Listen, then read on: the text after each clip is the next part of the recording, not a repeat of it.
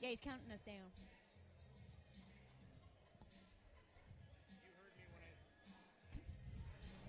You heard me when I said we're starting 10 minutes late, right? Tom wants us to talk for the first 10 minutes of the stream starting. He was counting us down for the start of the stream. Oh, okay. He was at 2 when you stepped in front, so I think we're on the stream. Okay.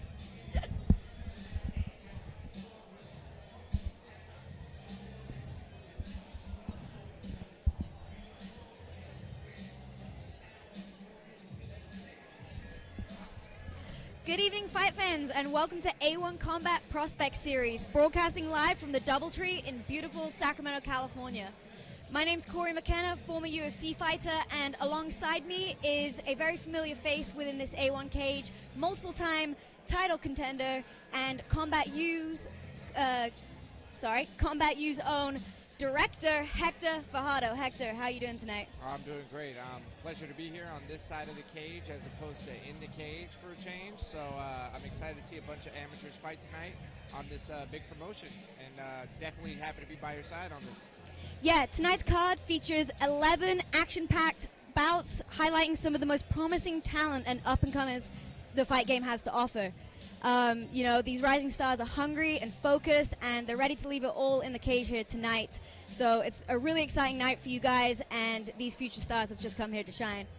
Yeah, we have an action-packed night, and I'm super excited to see a lot of these young guys in the region. Either they're going to start their journey or they're going to continue it and put a lot of fights on for the Sacramento area, and they get the platform to do it all. So I'm super excited to see what comes out of tonight. Yeah, we got the stream started a little bit early. The crowd is still filtering in, so we're going to be starting at 7:10. So if you guys, you're settling in, you need to go grab your snacks, grab your drinks. We got a long night ahead of us. It's going to be a really exciting night, but we're just going to be sat here waiting with you guys until 7:10 for our first fight of the night. Yeah, happy to have everyone tune in on the stream, join in everybody here to see some of these young guys throwing around, and yeah, we got a lot of fights ahead, 11 fights. We're going to have some fun tonight. Yeah, and like mentioned, this is the Prospect Series, so tonight's fights are all going to be amateurs. We're going to have a combination of 3-minute rounds, 2-minute rounds, based on the experience of the athletes, which we'll talk you through a little bit as we move on through the night. Regarding, obviously, A1's main show, the pro cards, we're going to be back June 20th in Chumash. That's going to be an absolutely stacked card. The A1 matchmakers never fail to impress, and yeah, we've got a really exciting year ahead of us as we approach this midway mark. We're moving into the summer, but we've had some amazing fights. Last one was, what are we looking at, about 4 weeks ago? Yeah. And yeah, like just staying busy with the A1 crew, and yeah, some really exciting shows coming up from you guys. Hector, would you like to highlight anyone here tonight that you think people should keep their eyes on? Yeah, there's a lot of fights on the card tonight that I'm particularly excited about. But one that I will say in particular is I'm excited to see, and maybe I'm a little biased because I am going to have to corner this gentleman, but Hisaki Kotoju versus Richard Nurse. That fight is going to be exciting. A bunch of big boys throwing around heavy leather is always fun to watch. Hisaki's undefeated. Richard Nurse has 7 fights. So they were supposed to fight twice already, and this is the 3rd time. And it's actually going to happen. So I'm excited to see that. I'm excited to see Richard Nurse get in the cage. He's got a lot of experience, and Hisaki gets to test himself against someone with a little bit more experience. Yeah, we have a lot of finishers here tonight. We have, like I say, 11 action-packed bouts, and yeah, you guys are in for a treat. Our first fight of the night is going to be the it's a catch weight of 140, so not featherweight, it's our catch weight. It's going to be Arbaz Ahmed and Saeed Farid Anoari. A little bit difficult for me to pronounce. I apologize if I said that wrong. Oh, well done. We then follow with the bantamweights. We have Gianni Bruison versus Sohail Sultani, followed by the featherweights, Magomedov, Jitin Magomedov versus Gilberto Rodriguez. Then we have our featherweights, Austin Amberson versus Farzad Armadi. Our light heavyweights, Richard Nurse, Hisaki Kotoju. And then we have a catchweight female bout, our only females of the night, in Cali Sworthout versus Sabrina Kuna. That's around our midway point. That's bout 6. We'll be taking a little intermission then, and then we'll follow into our welterweights for bout number 7 in Jose Martinez versus Danny Gazi. And then our lightweights, Tolfikala Omari versus Jafar Vanluke. Welterweights, Derek Cook and Idris Barami. And then our co-main event of the evening is Sam Tanner from MMA Gold versus Louis Aaria from Chris Holdsworth Martial Arts. And finally, your main event of the night will be Pete Dunlap from Underground MMA versus Eric Bettincourt from ATT and Guerrilla Jiu-Jitsu. So a heavy night ahead of you. Lots of experience coming from these amateurs in here tonight. And yeah, just an absolutely stacked, amazing card for you guys. So I will add, that was insanely impressive that you were able to get through all those names, and quite well, might I add. It's quite a mouthful, but you did an excellent job. Thank you. Hype Man of the Year.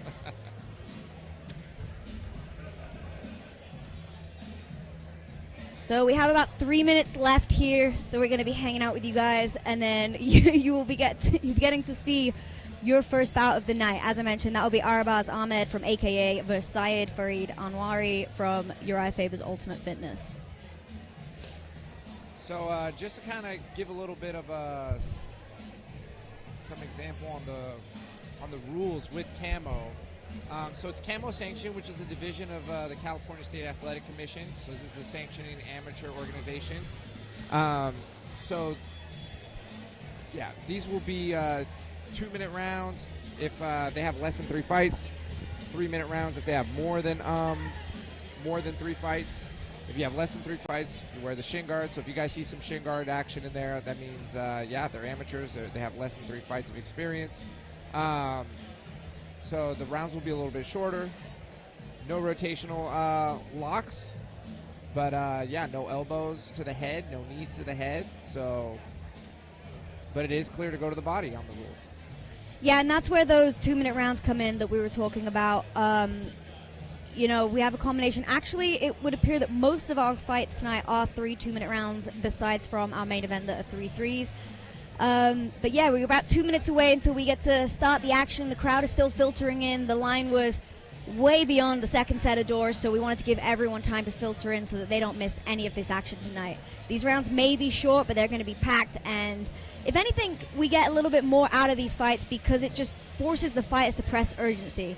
With only 2 minutes in these rounds, you know, there's not a lot of time for feeling out and stuff like that, so we end up seeing these high-paced, you know, firefights, and I'm really excited to see that tonight from this new wave of MMA.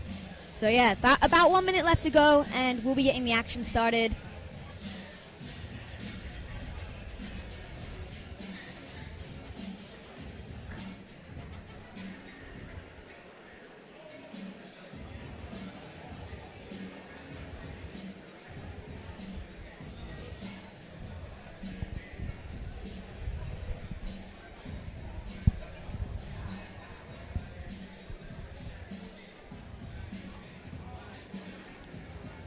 So we're here at the Doubletree location, and this isn't the first time that A1 has been here. Well, actually, it was Firepower previously. So we've had action here. We've had some some great fights in the past. If anyone is familiar with this venue, this is where Peyton Talbot versus Billy Brand happened. Ryan Loder made his debut here. So a lot of good fights have happened in this building, so it's good to be back here, circling back and doing a full amateur event.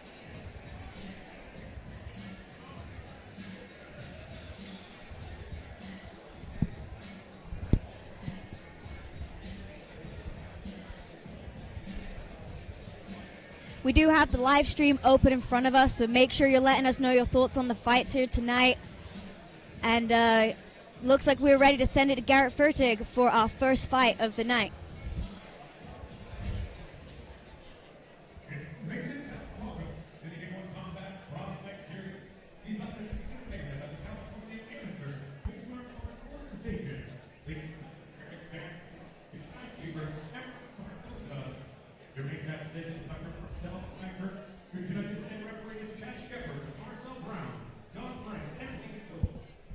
show is presented by Tom. Anderson presents.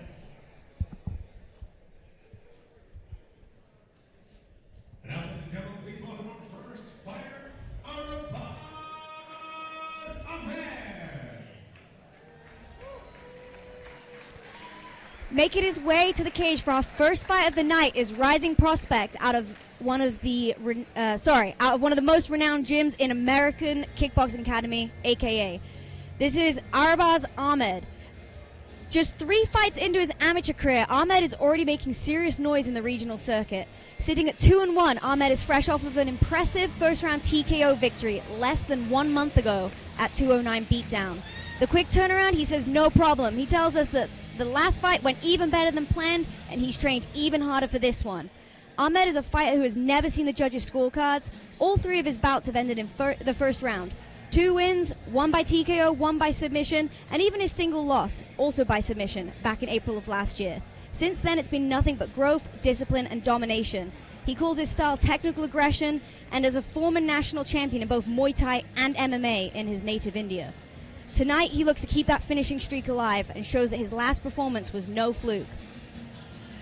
Walking out in his free Kane shirt, Arbaz has spoken openly about how much Cain Velasquez has influenced his growth as a fighter, and you can tell that he is proud to wear those colors and even prouder to represent the team at AKA. This is a very exciting fight to open up the night here, Hector. Both of these guys coming in, as we mentioned. This is likely not going to see the distance here, as Ahmed looks to finish that dominant finishing streak. Yeah, I'm inclined to agree with you on this with this matchup. They both come from great camps. Arbaz trains at AKA, as you can see from his free Kane shirt, and it's going to be a great fight. And now, his opponent, Anoari. Now working out in the red corner, making his long-awaited return to MMA, we welcome Saeed Anoari, a seasoned striker and wrestler who's stepping into the cage tonight representing Ultimate Fitness, claiming Team Alpha Male. Originally from Afghanistan, Anoari brings a competitive background that spans multiple disciplines. He's 3-0 in amateur boxing back home and also holds a second-round submission victory in MMA, though that win did come nearly 6 years ago. Tonight marks his official return to the cage, and he's looking to make up for lost time. Training consistently over 6 years in both wrestling and boxing, Anoari made the move to Sacramento in 2020 and has since sharpened his skills alongside some of the most respected athletes in the game. He acknowledges his opponent's striking abilities, but Anoari is confident in his game plan and sees his path to victory on the ground and predicting a first-round submission tonight. So, to build on from, obviously, the first-round finishing capabilities of his opponent. So I think this is going to be a very high-paced fight. He credits his growth and preparation to Team Alpha Male, and he wanted to give a special thanks to his older brother for the support and encouragement that has fueled his return to action. He is poised, prepared, and he is ready to make a statement. Saeed Anoari steps into the cage tonight, looking to remind everyone just how dangerous he is despite the 6-year layoff. Yeah, I'm excited to see both these guys throw leather. They both have a very aggressive style, and we're going to see who implements their game plan best. This fight is a catchweight at 140 pounds. These rounds will be 3 2-minute rounds. So as we stated, not a lot of time for these guys to work. So I'm expecting a very high-paced fight filled with plenty of action. And, yeah, what a way to kick off the card here tonight, Hector. Yeah, you definitely want to have the first fight wake the people up a little bit. And I think this is a recipe for that.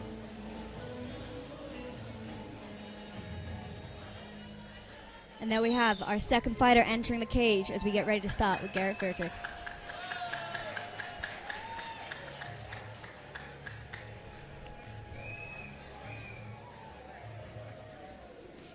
Good evening, ladies and gentlemen, and welcome to W3 Sacramento Grade 1 Prospect Series. Produced by Tom Anderson presents. We're spending out at the 40 pounds, 3 200 pounds in Tuesday first, blue corner. Then he fights with 7, like 139 and 3/4 pounds. Then after with 2 first round finishes out of AKA. He fights out of San Jose, California, Ahmed.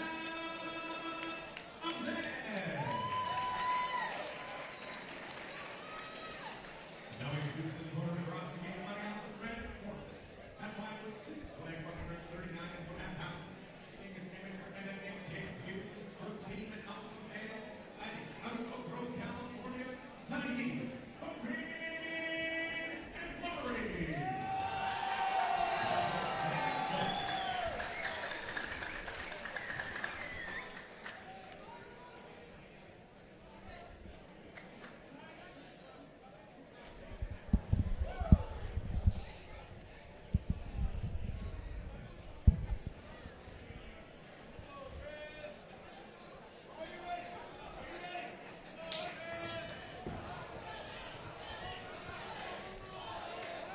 We have Ahmed in the blue corner and Anoari in the red. Anoari wasting no time controlling the center, but Ahmed able to push him straight back against the cage and with that body lock, wasting no time, as we mentioned. Big lift and a dump for Ahmed. Excellent slam by Ahmed. He set it up with the cross, and it came out nicely. Now he is implementing his will. Beautiful job passing to mount for Ahmed. And Anwari's got to be careful here. You know, he's giving up his back, just as I was about to mention. Overbucking just a little bit. Gives up his back. And Ahmed doing a great job controlling. He has both hooks in, already looking to set up that rear naked choke. I can't see from his vantage, but there's your tap. And we said this one might not see the second round, and yeah, did not fail. Both gentlemen delivered on this. They started off really fast. And Ahmed got exactly where he wanted to get to. Wasted no time whatsoever.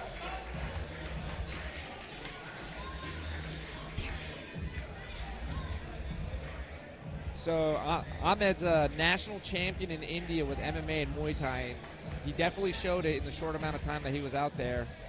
Super aggressive. Wasted no time whatsoever. Yeah, exactly, and that's something that he said he set out to do. You know, he wanted to continue his streak, and he did that here tonight, looking very proud of himself as he advances.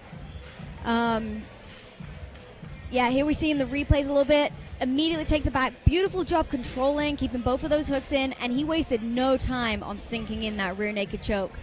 Beautiful job from Ahmed here tonight. And Ahmed looks to stay active on the scene, so now that he's got out of here quick, he's probably going to look to take another fight real soon, taking no damage whatsoever.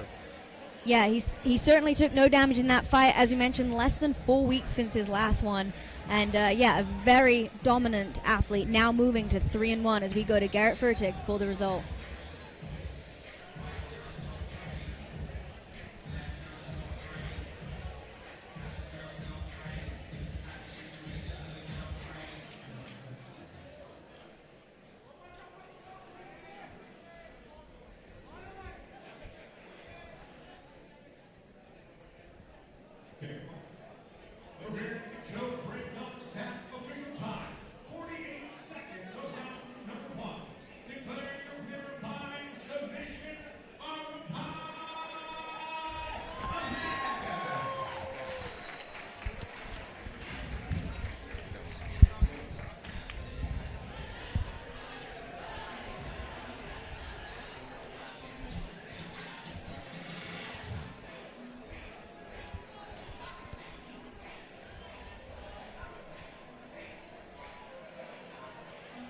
And there we have it, our first fight of the night.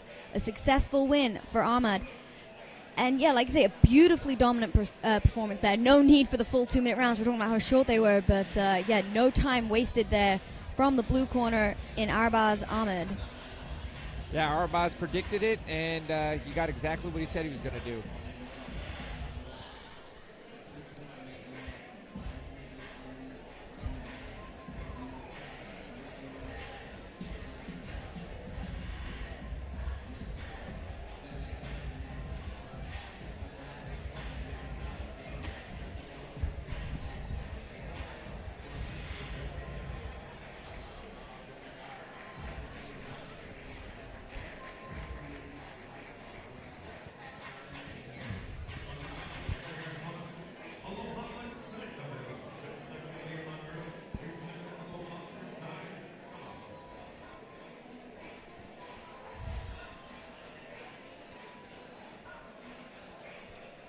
Okay, we may have started late, but our first fight took less than 2 minutes to get out of the way as we wait for Garrett Furtick to join us for the second fight of the night.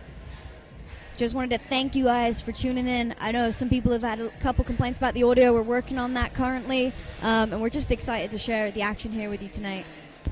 Just a reminder for those of you that are only just joining us, my name's Corey McKenna, ex-UFC athlete, and besides me is multiple-time title challenger, Combat U head director, Hector Fajardo. Yeah, we had a late start, but this fight seemed to have made up for the time, so we should be back on track. And just to recap for those of you that missed the running order, our next fight is a bantamweight fight with Gianni Bruison from Bruno Lima BJJ in the blue corner against Sohail Sultani from Team Alpha Male. So this is going to be another one. Young prospects, highly exciting fight. And we're just waiting for a couple technical difficulties to be ruled out and the fighters to get back to the locker room, ready for us to walk out the next athletes here at the Doubletree in Sacramento, California. If you guys are watching the live stream, feel free to drop us a comment. Tell us who you're looking forward to seeing most tonight. And just let us know all around how you're feeling about the fights.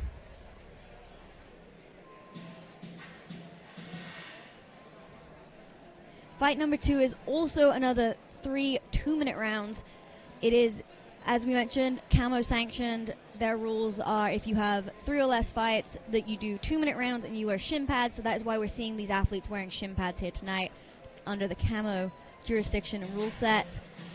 Just a reminder, this is our prospect series, so these fights are all amateurs, and these are some of the biggest prospects. And we've seen time and time again, fighters get fed from, like you say, these prospect shows. We saw it with Firepower, now the A1 prospect series, into A1, who is just constantly feeding talent to the UFC. We saw Peyton Talbot, we've seen Billy Brand on Contender Series, we've seen Ernie Juarez on Contender Series, and countless others that have been signed or are going to be signed from this platform. So it's an amazing opportunity for these athletes to be able to step in here tonight and gain this experience. Garrett Furtag stepping in to announce our second fight of the night. Now, making his way, Bruison. Making his return to competition after a full year dedicated solely to training, here comes Gianni Bruison, stepping into the cage with a 1-1 amateur record and on a mission to make a statement tonight. A wrestler at his core, Bruison has been grinding in the gym for over 5 years, and he made the decision to put fighting on hold last year to focus entirely on sharpening his craft across the board. He comes into his bout a more complete athlete, more disciplined and more dangerous. His prediction is that the fight ends, unfortunately and violently, for his opponent. He states that he's motivated by Dragon Ball Z's Vegeta, a common trend among tonight's fighters, as Ahmed, unsurprisingly enough, also quoted Goku. So lots of Super Saiyans looking to step in here tonight, and that is the ultimate goal for Bruison as he comes in to the MMA cage. For Bruison, that means constant evolution, relentless effort, and the will to dominate. He did ask to give a shout out to the sponsors who have helped him get here tonight: Selig Customs, Robin's Nest, Foster Homes, and 2 Fight Bros for standing behind him and helping make this dream a possibility. This is our second fight of the night. It's going to be, like I say, he's up against a Team Alpha Male prospect in Sohail Sultani, so this is going to be a highly contested fight against 2 very well-matched individuals.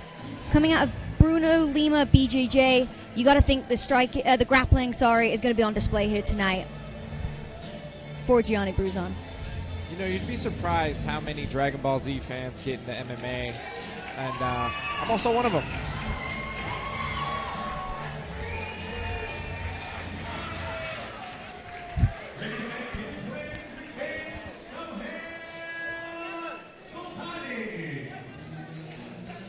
Making his second amateur appearance tonight, here comes Sohail Sultani. As mentioned, he is a prospect coming out of Team Alpha Male, 1-0 as a bantamweight and eager to build off the momentum of his debut victory last May. Sultani earned a dominant unanimous decision in his first outing, but by his own admission, it wasn't quite the performance that he envisioned. He came for a finish, and tonight he says he's ready to make that statement loud and clear. Well-rounded and confident wherever the fight goes, Sultani sees his opponent's weakness in the stand-up department and said that he's keeping it smart and tactical, telling us he plans to strike, but ultimately predicts a submission finish once the fight hits the mat. Inspired by 2 of the sport's biggest names, Conor McGregor and Khabib, as well as the steadfast support from his parents, Sultani is stepping into this bout with purpose and a renewed focus.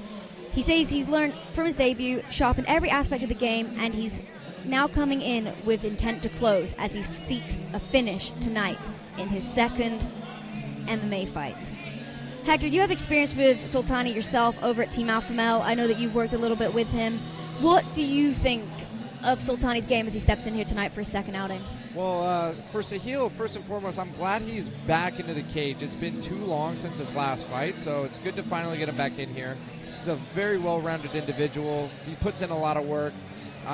He's quiet and he looks very unassuming, but I'm telling you, this kid is dangerous and he's a gamer.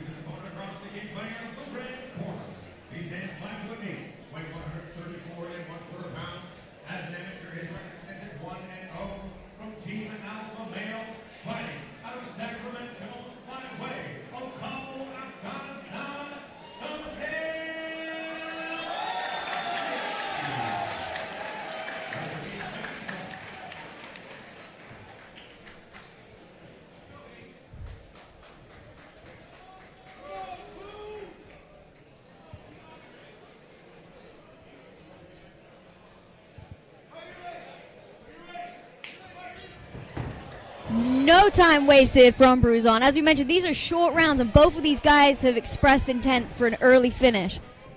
Yeah, Sahil has to get started just as fast because Lima is not messing around. It's not often you see someone run across the cage of their opponent, but Bruison has mentioned he is eager as he makes his comeback to MMA. Flurry into the single leg, and he gets Sultani down to a knee, but Sultani able to hop and regain balance, looking to potentially get top position as he sprawls down, but Bruison relentless on that takedown entry. Yeah, Bruison's going for the underhook. He's trying to address him and put him into the cage. With these short rounds, it does factor because Sahil doesn't have the time to just sit there and lose the position. Great job from Bruison there. He's starting to implement some knees to the legs, looking to wear down Sultani, and a beautiful drop on that body lock. Heavy ground and pound from Mount as Sahil gives up his back. Sahil needs to address these hooks. He needs to fight the hands immediately. Beautiful choke. And Bruison wasting no time. Beautiful control as he rides those hips, able to throw in both hooks, now in a body triangle position, and immediately starts attacking that choke. Sultani did a great job of fighting the hands and surviving. We saw in the last round how fast that choke can sink in. In that last fight, it was also the last round. But yeah, unfortunate start to the fight here for Sultani. Doing just enough to stay active, and fortunately these are short rounds. I believe we just heard the clacker. But yeah, dominance from Bruison in this first round of this fight. Sultani's got to keep fighting, referee looking close. And these amateur fights, they don't let them go on forever, Hector. You're familiar with this. Safety first. They will stop the fight quicker than usual because this is not a professional fight. Beautiful by Sahil. Beautiful composure from Sahil, and the bell rings. Perhaps a couple punches after the bell. Bruison looking very unhappy with the referee for not catching that, but great composure from the young Sultani, and in the ability to reverse that position. Bruison is already cut in that flurry. Could have been a head clash possibly. I didn't see a strike land on that. But regardless, Bruison won that round. Here we see a couple of the exchanges. Bruison straight to take Mount and landing heavy blows. He's wasting no time there. As you mentioned, both of these guys are looking to finish. Both of these have had a long layoff, and they're making that comeback. Hector, what changes would you be making in the corner of Sultani as we move into this second round? As you mentioned, he's only got 4 minutes left of this fight to work. I feel that Sultani has to implement his grappling. His grappling is actually pretty good. But the thing is, Bruison has good grappling as well, but Bruison got started on everything quicker. So I'd like to see Sultani actually go out and be the first one to implement grappling. Yeah, definitely a very dominant approach from Bruison. You know, really just establishing dominance in both the striking and the grappling, controlling the center of the cage. I think for him, I mean, that was a perfect approach to this fight. Really just kind of big dogging Sahil. Yes. But I feel that the energy, he spent quite a lot of energy in that first round. We have to see if he maintains it. Yeah, and this is also the first time we've seen Sultani in deep waters, so it'll be interesting to see what that does for him as he comes into the second. Doctor coming in to take a look at that cut, which will be unfortunate because it did happen in that last exchange, right as the bell rang, and Bruison was not a happy chap about that, so he's telling the doctor he's okay and he wants to fight on, but as we mentioned, this is an amateur fight. There's, none of these guys are making money. So safety comes first for these fighters, and fortunately the doctor does rule that Bruison is okay to continue. Great start from Sahil, immediately taking the center this time, establishing his own control. Bruison seems to have kind of wasted a little bit of his energy in that first, and he's now a lot more tentative, and there we go. Sahil starts the grappling exchange. Beautiful. Able to get the arms locked under the, around the legs of Bruison. Bruison looking to perhaps set up a buggy choke here. Great takedown from Sahil, but yeah, Bruison looking to set up this buggy choke. Sahil's not safe just yet, but looks to get a big slam. Bruison is putting everything he has into this choke. He's going for broke. Yeah, definitely. It'll be very impressive. I don't think we've ever seen a buggy choke in the A1 cage. But Sahil looking okay here.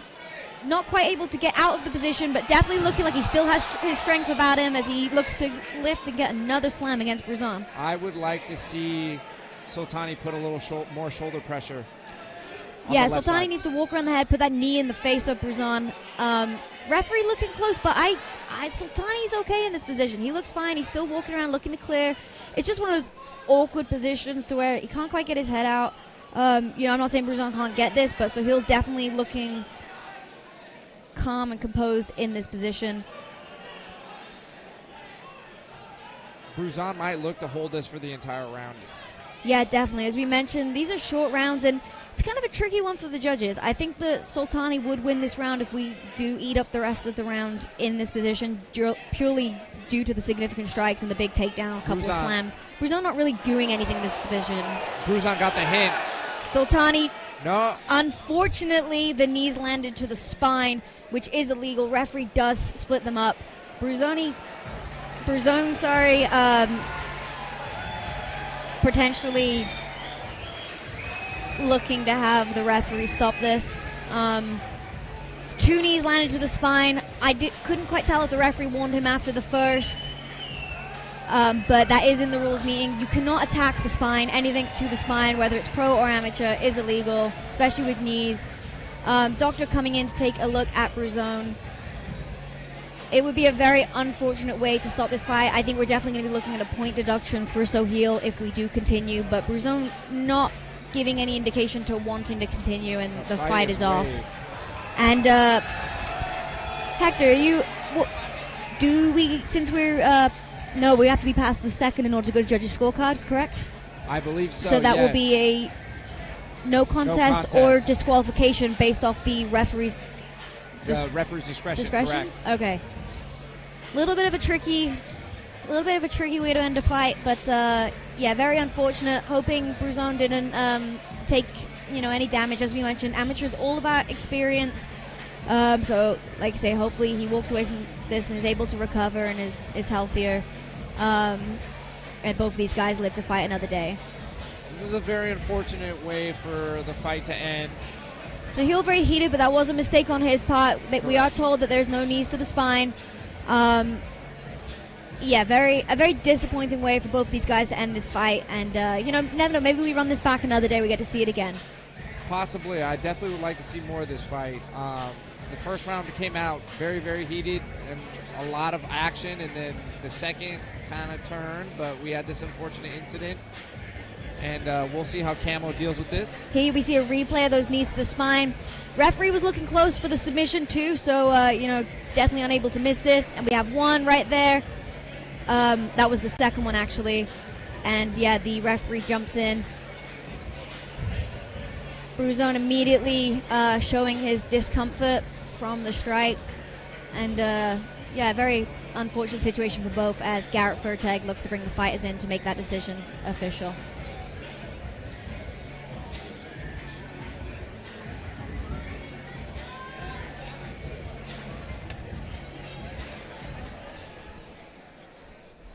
Referee wait, folks.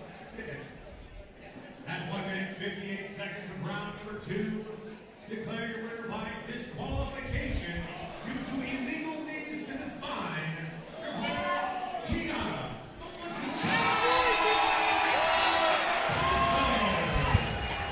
And yeah, that's an unfortunate way to lose a fight and win a fight. Unfortunately, Soheil did lose that fight there. What happened there? I missed that. Seems like they didn't want to shake hands and show any kind of sportsmanship for whatever reason. Like I say, it's easy to question from sat out here. Perhaps those blows were very significant. I'll let Bruison be the judge of that. He felt that he couldn't continue, so he chose not to continue. But yeah, like I say, that was blatantly illegal strike from Soheil. He did make the error. That's something that he needs to be aware of moving forward. Unfortunate way to lose a fight. But like we mentioned, disqualification or maybe a no contest, but I can see why the disqualification was blatant. I couldn't quite catch whether the referee warned him on the first one. I personally would have liked a no contest and just have him run it again.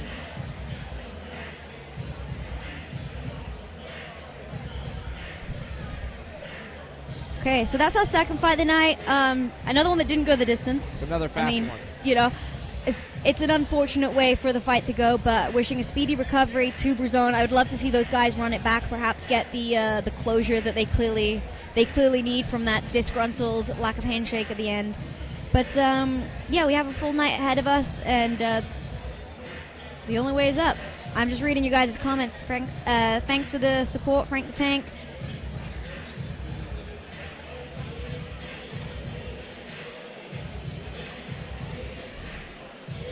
Someone asked where they could see the list of upcoming fights. The updated fight schedule is on Instagram. So if you go to A1 Combat at Instagram, you will see the latest updated fight card that is available for you guys, and it is in the correct order, so you guys will be able to see that there.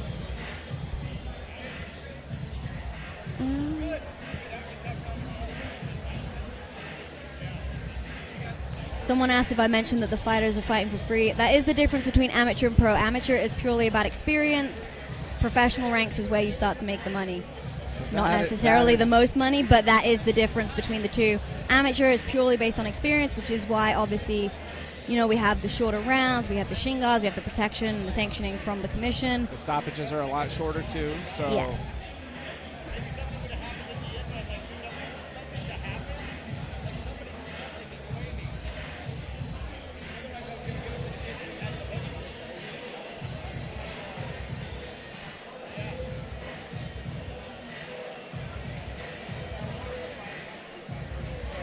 Well, we're on a I guess a finished streak with this card so far. Third one. Just to kind of preview it, I probably don't think that one's going to go the full distance either. Yeah, definitely. You know, we saw Arbaz Ahmed with the rear naked choke win in the first round. We did just see an unfortunate, DQ win, as you mentioned, hoping a speedy recovery for Bruison, and I'm sure Sahil's going to be rectifying those small errors in his game with his team, and hopefully won't make that mistake again. You know, like you say, it was an error on his part. We can't fault Bruison. You know, Sahil did throw an illegal blow twice, and a very unfortunate way to end that fight. As we mentioned, knees to the spine are illegal for a reason, so Bruison was probably in a lot of pain, and I'm hoping that he has a speedy recovery, and like I said, I'd love to see these guys run that back. And that's why these lessons need to be learned at amateurs. That's what amateurs is for. It's it's before you do it professionally, so there's going to be a lot of growing pains, especially with the rules. It's what it's for. These guys are going to make mistakes. Yep, and we have Garrett Furtag in the cage ready for your third fight of the night.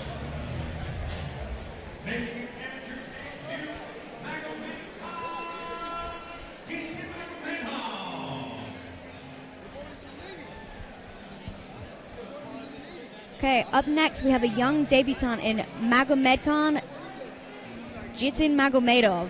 I apologize if I said that wrong, but he's making his first appearance inside the cage, and he's representing the world-renowned American Kickboxing Academy, also known as AKA. At just 19 years old, Jitin Magomedov already carries the kind of pedigree that demands attention. He's a Dagestani wrestling champion with a relentless style and a deep competitive background. He enters the amateur ranks with a blueprint that's produced some of the most dominant fighters in the world. When asked about his strategy tonight, he kept it super simple. He just said, smash. One word, clear intentions, and he's not overthinking it. He hasn't even studied his opponent. He's just a fighter who's extremely confident in what he brings to the table. He trains under former UFC heavyweight champion Cain Velasquez alongside coach Salim Mukidinov, who is the very person who has inspired him to become a fighter today. Magomedov is learning from some of the best in the business. The foundation is there, the talent is there, and now we get to see how that all translates as he steps in the cage tonight. Yeah, this is an interesting bout. More realistically, he probably said smash. The culture is set over at American Kickboxing Academy, so he's going to follow the blueprint. It's been very successful. So it'll be exciting to see another young prospect from that lineage or from that culture come in here and start his journey.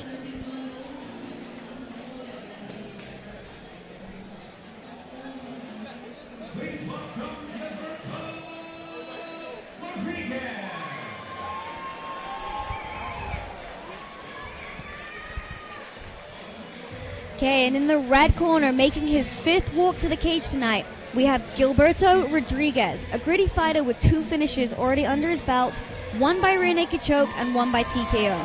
Whilst known for his striking, Rodriguez has spent the entire camp focused on rounding out his game, working closely with Coach Tony over at Team Alpha Male to tighten up his wrestling, improve his clinch control, and sharpen his ability to get back to his feet when needed. He's sticking to the game plan tonight, expressing that it will be simply pressure, pressure, pressure. He plans to stay in his opponent's face, bully him around the cage, and although Rodriguez hasn't seen much on his opponent, he's not concerned. His confidence lies in preparation, and he expects to break his opponent down en route to a 3rd round ground-and-pound TKO. He says a big motivator behind his journey into MMA tonight is his family. His uncle and cousins are both professional fighters, and their path is what first inspired Rodriguez to join a gym and chase that lifestyle himself. He also gave a heartfelt thank you to his mother for the support behind the scenes and for helping make nights like this possible. Hector, you've seen a lot of, you're very familiar with Tony and Rodriguez. I was going to ask what you think of this match, but we'll ask after Garrett starts this bout because we're wasting no time on the action here tonight.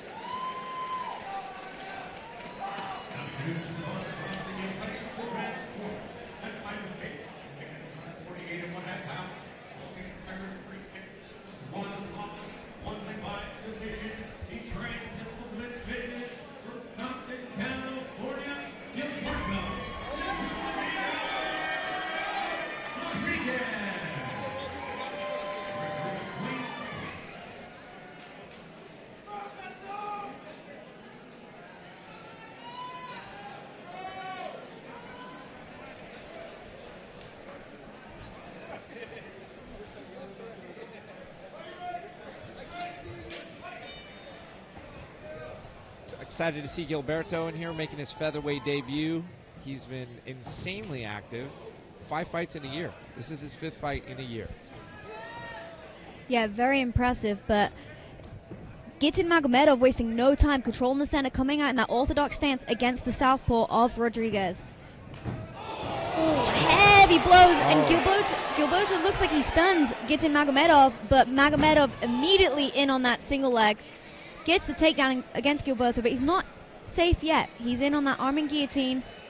He's put in the half guard now on that. I don't think, now he relinquishes the guillotine choke, and we're in a bad position. What an impressive exchange. Both of those guys landed some heavy blows. Looked like Gitin Magomedov was stunned a little bit, but he was able to push through and secure that takedown, and that just speaks to that relentless Dagestani wrestling that he touched on in his interview. Now Gilberto works his way up to his feet, which is excellent. See if he can set up some offense on his end. Both of these guys are throwing with heat and intent. I think Magomedov caught him with that overhand.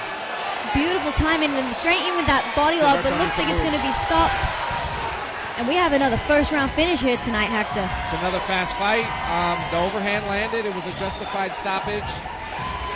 But these guys both went crazy and threw some fireworks, and it was an exciting round for as long as it lasted. Yeah, beautiful job from both these guys, and congratulations to, the youngster in Gitin Magomedov. What a bright future ahead of this kid. As we mentioned, pure domination and confidence as he stepped in here tonight. As we look at the replay here, heavy overhand straight into that body lock, and Rodriguez was just still trying to get his wits about him, but he was eating heavy blows as he does so, and the referee had seen enough. Yeah, and Gitin Magomedov took on somebody who had 4 times as many fights as he did, and he finished him in the 1st round, so this is quite a statement. Gilberto had a lot of experience and had some good people on his pedigree. But Gitin Magomedov actually starting off coming out with the smooth striking. Yeah, exactly. Very impressive from the the youngster, one of the youngest people on the card here tonight at just 19 years old. And we take it to Garrett Furtek to make this result official.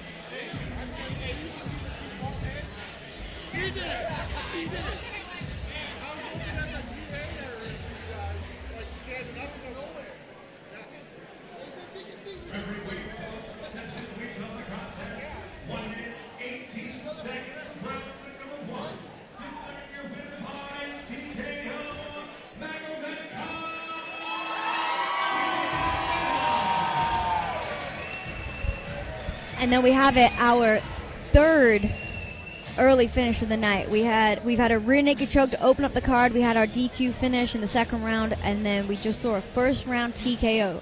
We mentioned opening up that these rounds are short and these guys are going to be wasting no time, and yeah, they've showed out, living up to those expectations. Yeah, these young guys came in excited, and they want to put out a big performance and get some eyeballs on them. They're doing just that. The crowd lifts up Itin Magomedov as he is carried out on the shoulders of his team. Definitely very happy with that performance. Not much to work on as he goes away tonight, and I'll be excited to see how fast we can get him back in here. As we mentioned, he was very hungry, very eager to make a statement and to show his future within this sport. Yeah, getting Magomedov took minimal damage. He should be ready to go again whenever the next amateur show comes along. I'm sure these guys are going to want to stay active.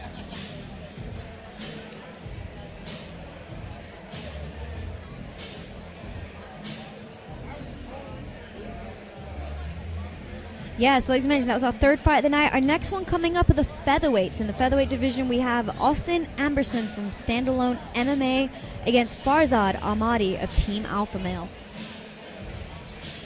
I'm gonna go ahead and call this. I think we might see another finish in this one.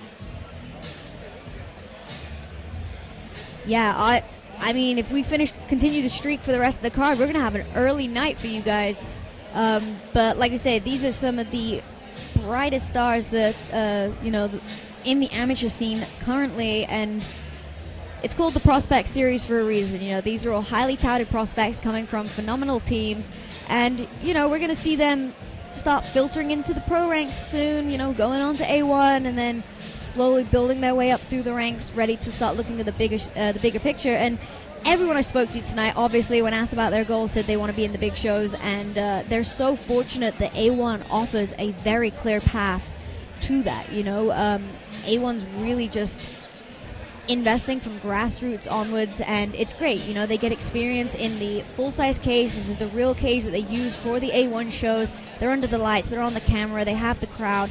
And it's just great experience for these amateurs before they look to turn to those pro ranks. And yeah, this A1, hats off to A1 for what they're doing for the MMA scene around Sacramento and surrounding areas.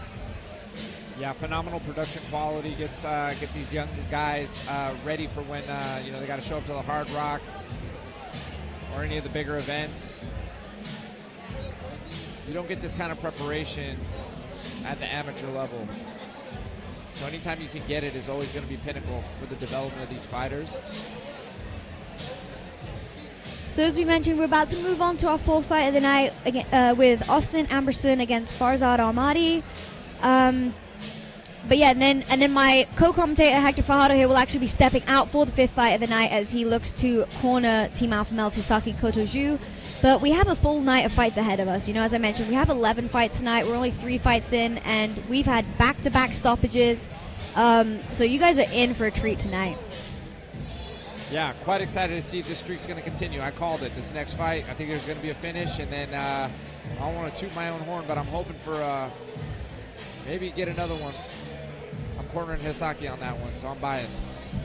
We got some question, where's your eye in the stream, but he's actually sat across the cage from me right now. Perhaps I can drag him over here to take the seat of my co-host and keep that warm for him for that fight that he's commentating. We're just waiting, for the doctors to finish taking care of our fighters and get back cage side ready for us to move on to the fourth fight. As we mentioned, fighter safety is, the primary focus here tonight, and Garrett is entering the cage ready to announce our fourth fight of the night for you guys.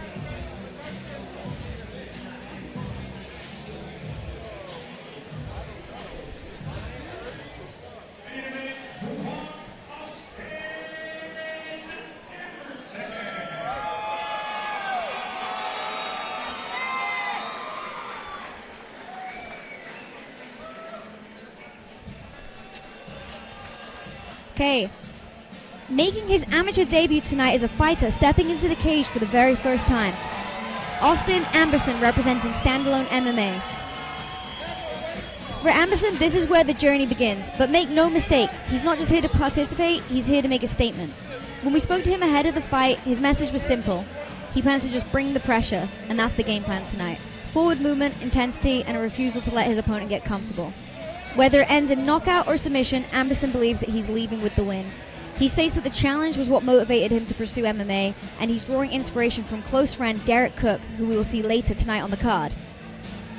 Fighting out standalone MMA, Amberson enters the amateur ranks with one thing on his mind, and that is winning. Yeah, standalone, he trains out of there. It's a good camp. Picked out great music to come out to. He's finding his vibe. Yeah, definitely. And we have a few fighters here tonight from standalone MMA, so all of them commented on how excited they are to be able to share the cage with one another. And yeah, Austin Amberson looking to set the tone for his team as he comes in here tonight for our full fight of the night.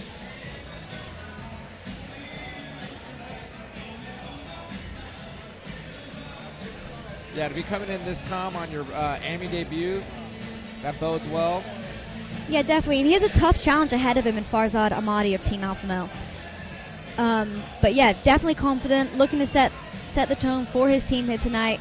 And yeah, I'm excited to see if we can get another finish because this card has not disappointed so far. Yeah, it's been a super explosive card. Excited to see more action coming out of this card for sure.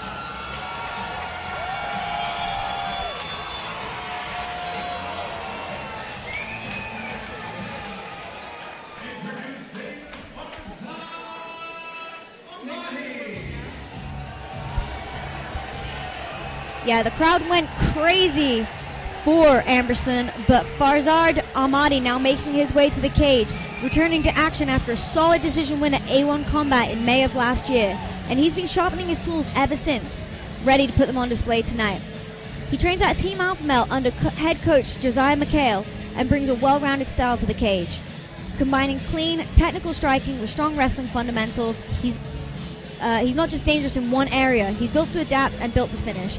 He told us that his last fight went exactly to plan, but not by chance. Ahmadi says he always fights with intention and he always plans to win. The mindset has carried him through the entire camp leading into the night.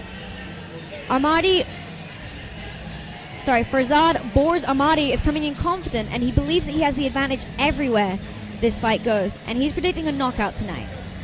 For him, he says it's not just about the win. Ahmadi has his eyes set on something much bigger. He's not just here to take part, he's here to make history, with long-term goals of becoming a champion. Yeah, I'm quite excited to see Farzad jump in. Again, he had a quite long layoff. He's dynamic, well-rounded. He's hungry. He's going to come out like a wolf for sure. So I'm excited to see him get back in here and throw down. This kid works hard for sure. Quick prayer as he enters the cage, and we are ready to see our fourth fight of the night underway as Garrett Verteg looks to start the action.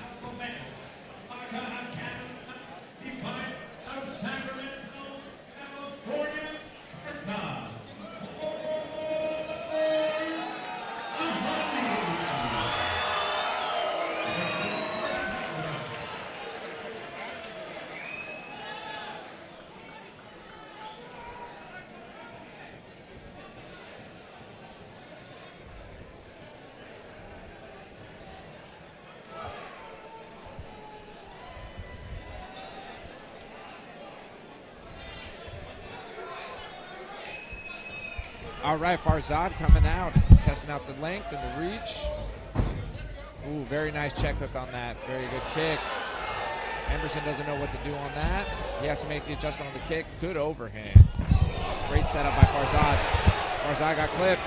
Heavy blows on both sides from these guys, wasting no time. Definitely, had the tone set for the night with the previous fights, but both these guys throwing blows.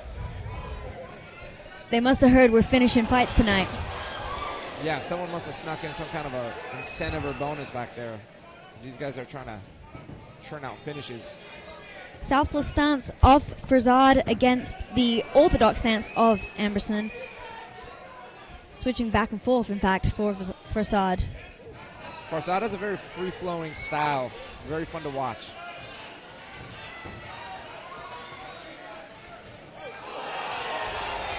He's setting up that rear side power with either the hook or the jab. It's working wonders.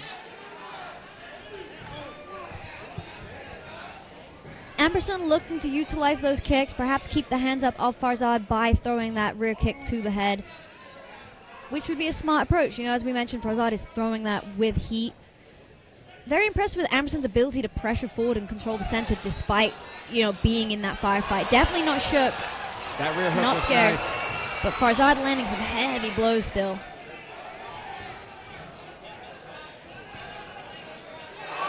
He's putting everything into those shots. Nice kick. Good scramble by both of them. Amberson showing a good level for being an amateur debut. Oh, can't grab the cage. Certainly, yeah. Warning from the referee on the cage grab. But Amberson doing a great job getting to that body lock. He's now utilizing some knees to the legs to wear down the legs of Farzad. And now looking to reap the leg. Drops on the body lock, but unfortunately loses position right as the bell rings. So, you know, not necessarily too detrimental to the round. Interesting round from both guys. Very impressed actually from Amberson with the the composure as he comes out here in the first round ever of his career. Yeah, I was quite impressed with the way Amberson made adjustments.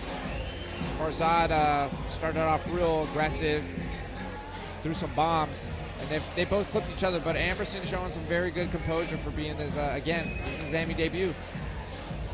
Yeah, definitely did a great job in setting up that entry. I'd perhaps like to see him press urgency on that a little sooner in the second round. Looked like he was about to start having success on that. I liked his use of the leg reaps off balancing Farzad, and it kind of gets him out of the, you know, that danger zone of the heavy rear hand of Farzad Armadi. Yeah, Farzad has great reach, but he's caught himself in that middle ground, and Amberson's been able to get hands on him, but he's got the reach. He has to try to keep him at that distance.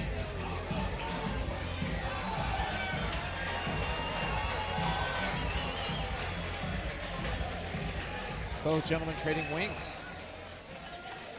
Yeah, definitely an interesting first round. I'd say Farzad won it based purely on significant strikes and damage, but, you know, Amberson definitely coming into his own later in that round.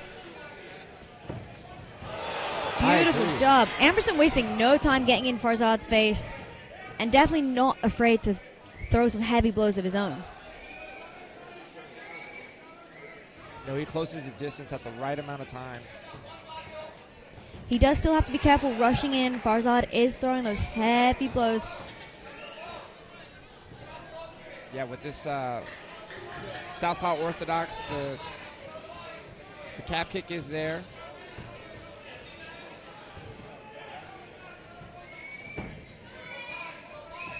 We definitely want to see the southpaw fighter step on the outside of the orthodox fighter's left foot.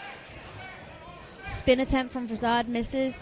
And Amberson really seems to have found his range now. You're seeing him pull a lot more on those heavy blows, forcing Farzad to miss. I'd like to see him perhaps come with some counters of his own to kind of, you know, make him miss, make him pay, as they say.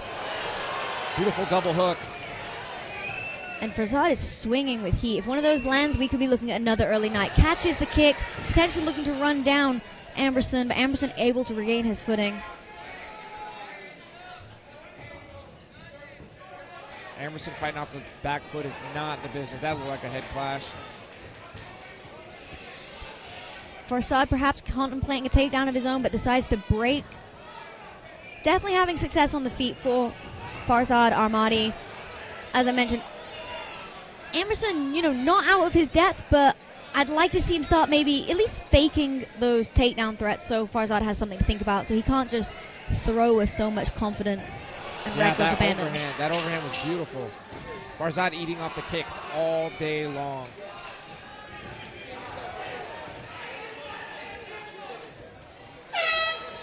And there we have it, the end of round two. Very impressive from both guys here. Farzad having a lot of success on the feet. Amberson, again, having success of his own, but I'd like to see him, again, mixing some of that grappling that we saw in the latter of the first round. I felt like he looked like he was having success there. Maybe if he implements that early in the third, we'd be looking at a little bit more of a clear round for him in terms of the judges. Farzad clearly has his kick range established and set. He's landing all of his leg kicks, but he's missing on a lot of his punches. He needs to be able to blend that together in order to get his offense. But Amberson, I'd like to see him either close the distance a little bit more effectively or be able to throw a counter shot. Yeah, definitely. I think Farzad's going to be looking to a lot more of what he's been doing. Perhaps with a little more urgency. I know that both of these guys wanted the finish in here tonight, but Farzad is edging it in the striking, in my opinion. But I mean, very impressed with Amberson as a debut fighter here tonight. Like I said, I think he's had a lot of success in his own right.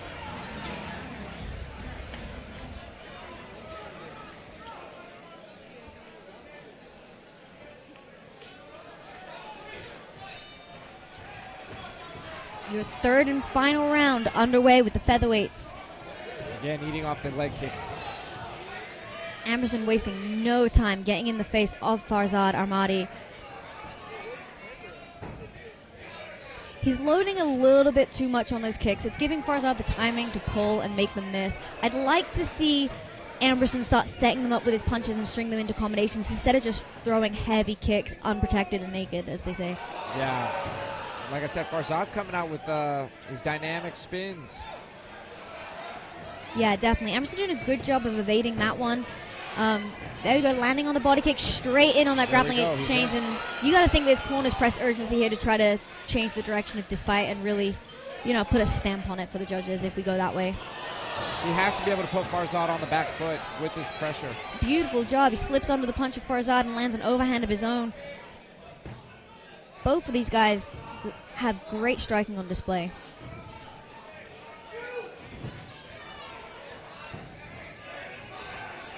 Beautiful check hook by Farzad. Yeah, he did a great job setting up that low inside leg kick.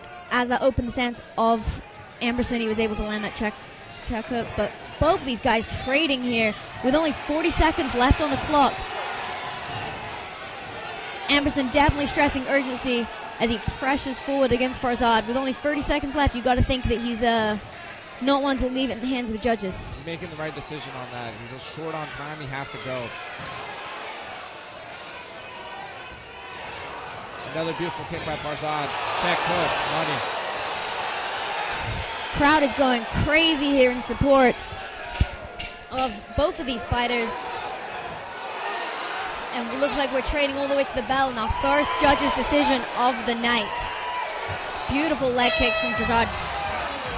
And both of these guys trading to the bell. What an impressive fight. And we're going to the judges' scorecards for the first time tonight. Hector Fajardo is not going to be with me for the next fight. He is stepping out. He's cornering Hisaki Kotoju in the next bout. But I will still be here with you. We're just going to wait for the judges to get their scorecards as Garrett runs around the cage. What an impressive fight from both these guys. I have to say, in my opinion, that Farzad edged that with significant strikes and damage. But how impressive from Austin Amberson for an amateur debut to go in there and put on a display like that. I have Uriah Faber joining me in the booth. We are honored. Hello, Mr. Faber. How are you doing tonight? Wow, what a fight, huh? Yeah, I was just talking about how for a debut, Amberson looked very impressive in there against Farzad Armadi. Yeah, I mean, he came to fight. I mean, he took some big punches, but he landed a couple of big ones himself. I mean, honestly, looked very, very technical on both sides, and then they would get punched and then start throwing haymakers. So that could have been anybody's game if the raw one hits the button. Yeah, definitely. Both of these guys came out with intent to finish, and I was saying to Hector, there's something in the water tonight. We're getting some high-level action. Like you say, we've had back-to-back finishes, and this is our first time going into the judges' scorecards, but could have been an early night for either of these guys if someone had landed one of those blows. Yeah, and I mean, you talk about an amateur fight card in today's day and age. When I started fighting, there was no amateur, and you weren't seeing names like Magomedov, Matakan, Magomedov from on the low card of a local fight. Sohail Sultani, Saeed Farad Anoari. This is really a world-class competitor's game for amateur fights, and I love that. Yeah, definitely. We're throwing it back to Garrett, who's now entered the cage with your official decision from the judges.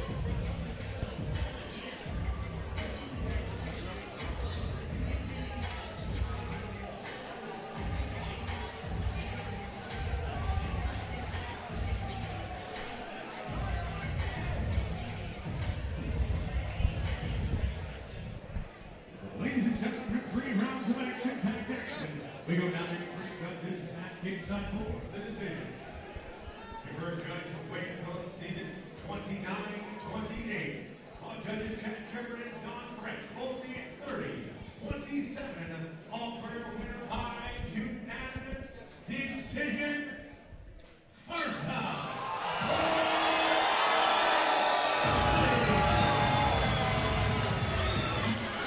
A very emotional Farzad Armadi there as he gets the win tonight from the judges. His first time out since May of last year, so you got to think he's happy to make that return tonight. Yeah, he's coming off a bad injury. He had his whole collarbone broken in half, and it was a long recovery. He was doing extra rounds after sparring and had that happen to him, so unfortunately had to be out, but on the bright side, he got that big win today and looked great doing it. Definitely made big improvements in his time off. Yeah, exactly. And, another shout out to Austin Amberson for an amazing debut at amateur. And this was great experience for him.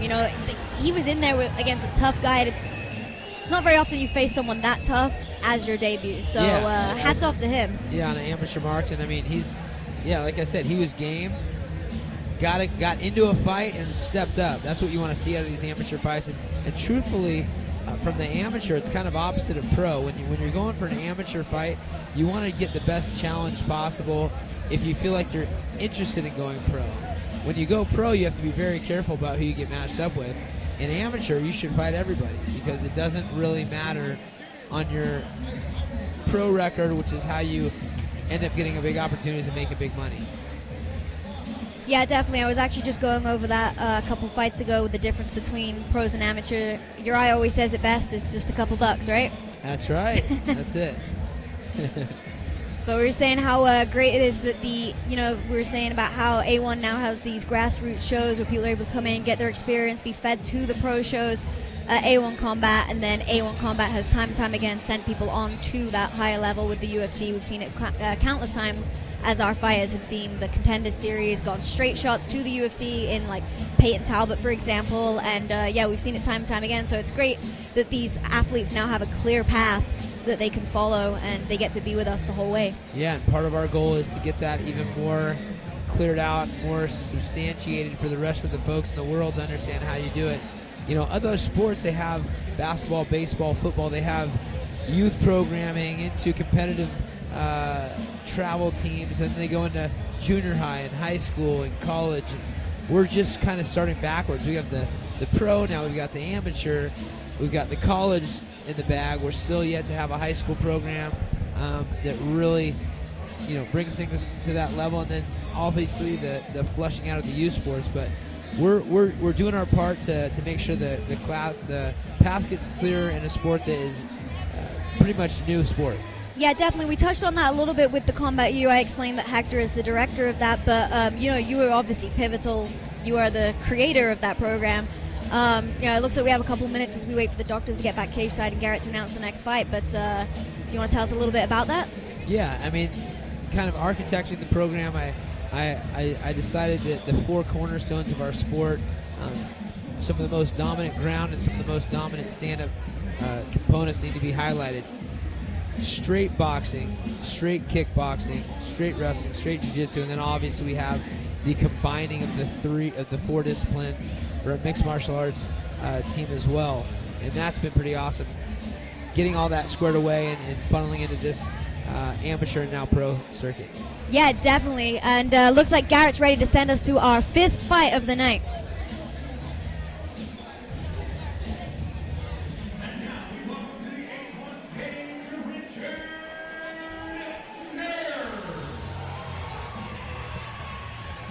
Okay, Okay, and now walking out to the cage, Richard Nurse, representing Underground MMA, a team Nurse credits for producing athletes with a different kind of grit. He brings with him a 3-4 record with 2 knockout victories to his name, and he's made it clear that he's looking to put that clean, crisp boxing on full display tonight. He's coming off of a doctor stoppage loss that left a bitter taste in his mouth, and he's eager to run that one back in the future. But first, he's focused on tonight's challenge, a high-stakes matchup against a dangerous, undefeated opponent in Hisaki Kotoju. After taking a year off to reflect and reset, Nurse says he realized how much this sport means to him and that this is really what he wants. It reaffirmed his commitment and has driven his preparation for this moment. He's walked a tough road both inside and outside of the cage, shedding about 100 pounds from his former 300-pound self and committing himself to the discipline and intensity of mixed martial arts over the last 6.5 years. As for tonight, he says he's ready for either outcome, a knockout or an all-out dogfight. He sees openings in his opponent's defense, stating that Hisaki leaves his chin sky high, and if he's right, we may be in for another big finish here tonight. Yeah, when you get a guy like this, a man that can carry 300 pounds, you have a bone structure of somebody that can carry 300 pounds. So those hips are still there, and that's where the power comes from. For sure. Garrett ready to send out the next opponent.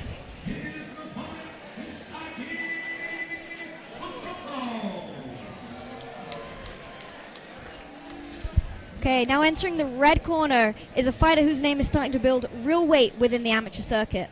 Hisaki Kotoju is representing Team Alpha Male. He's undefeated at 4-0, and Kotoju is quietly and confidently carving out a path through the heavyweight division. In his most recent outing, he had a clean, calculated first-round TKO back in January, and if you ask him, that fight went exactly to plan. That is the theme with Kotoju, calm, composed, and half of his victories have come from TKO, and he shows that kind of maturity and poise inside the cage that you'd expect from someone with far more experience. He states that his style, interestingly enough, is that of a praying mantis. He trains out of the renowned Team Alpha Male in Sacramento under a stacked coaching staff that includes Uriah Faber, Cody Linton, and former UFC standout Alex Sandoval. He's surrounded by veterans and high-level talent, and Kotoju has all of the tools and mentorship to develop into something special. When asked about his opponent tonight, Kotoju gave him credit, said that he's a good striker with nice punches, but he made it clear. He predicts victory. In his corner is Hector Fajardo, who we touched on was my co-commentator for tonight, and he says that he has been his sensei and MMA father since day one. You're very familiar with this fella from Team Alpha Male. What are your thoughts? Yeah, you know what I like about Saki's style is he fights like a lightweight. He floats like a butterfly, stings like a bee. He really identifies with a lot of the guys in the lighter weight classes like Truth Ishihara and Namiki, some of our Japanese style stand-up fighters, and he flows. So I like that about him. I think it's rare for the big weight class, and he really is taking this to the next level.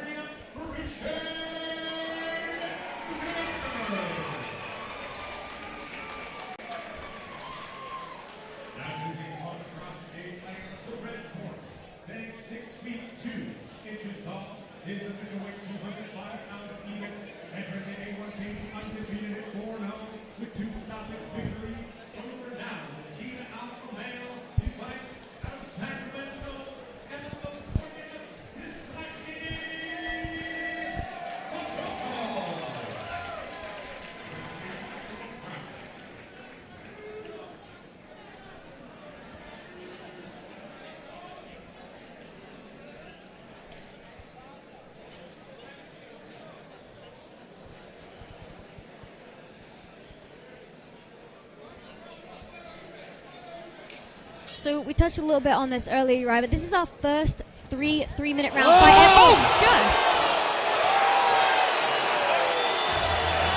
Didn't even have time to finish my sentence. Another impressive knockout finish from Hisaki Kotoju. He wasted no time. You're right. You were just talking about heavy hitters, and I think we got the biggest one here. I mean, I think what happened there is a distance thing. The other guy closed the distance and didn't realize the power that sits there.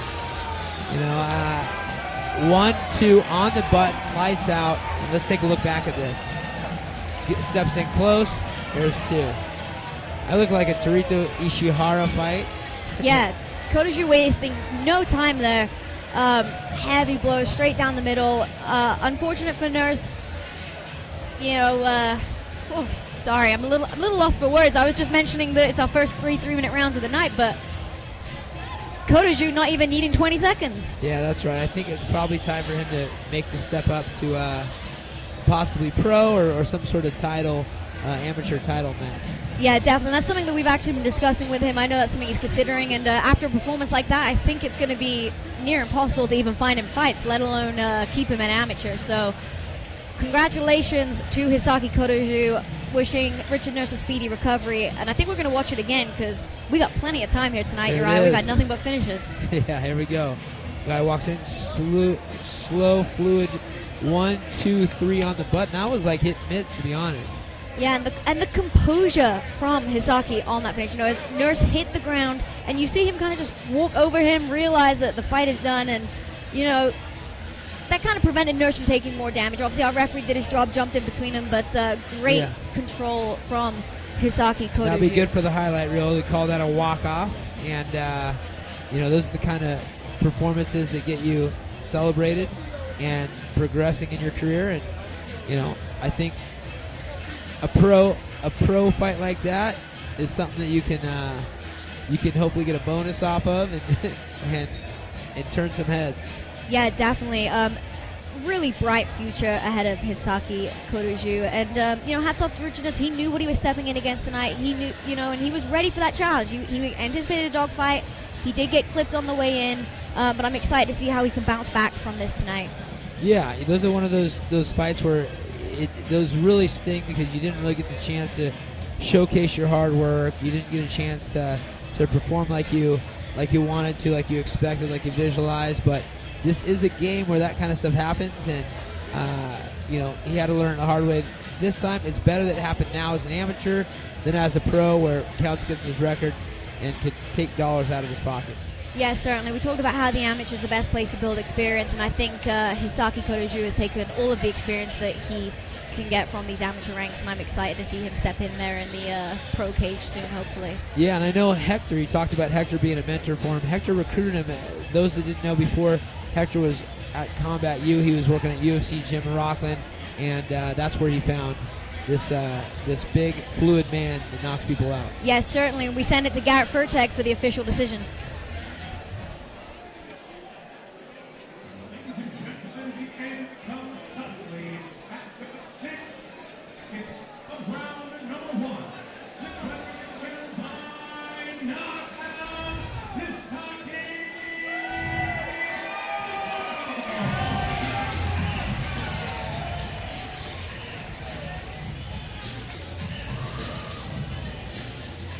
Great sportsmanship from both guys here, and like you mentioned, phenomenal performance from Hisaki Kotoju as we look to get our 4th finish out of 5 fights. What an impressive night we've had so far, Uriah. Yeah, it's awesome. We got a bunch more to come. Some of the fights I'm excited for on this card is, one that really stands out is Lou. How do you pronounce his last name? Louis Aaria. So, those that don't know about Lou, he's a high-level black belt, but I got a late start in jiu-jitsu, let alone the fight game, and he's fighting Sam Tanner from MMA Gold. So I'm really excited for that matchup. Also, we have Jafar Vanluke, and he's a guy that I've known since he was 12 or 13 years old, and watched him grow into really talented in mixed martial arts, and he's fighting a very tough Omari, and he's a boxer and a wrestler, and at the weigh-ins he actually picked Jafar up in a body lock, and I think he pissed Jafar off. So I'm excited to see Jafar pissed off. He's a very, very calm guy, and I've never seen him really get his blood boiling, and I think this might have done it for him. Yeah, definitely. I was very impressed with his composure at the weigh-ins. It's not often that we see a fighter pulled aside by Camo and warned that they will be banned. Yeah. So, yeah, Omari definitely made some upsets at the weigh-ins, getting a little rowdy, getting a little too heated. You know, this is amateurs. You know, there's not too much on the line, as we've mentioned, but, yeah, definitely one to watch there, as both of these guys are very excited to get in against one another. Another one is Danny Gazi. We got to see him at the Combat U showcase at Sac State. I was really impressed with him. I mean, I see him in the room all the time, but I was impressed by the way he performed out in the actual fight. And he's going against Jose Martinez for Bruno Lima's BJJ team, and they've got a stacked group. We got Hector back here. I want to thank everybody that's tuning in on our YouTube channel and watching these fights.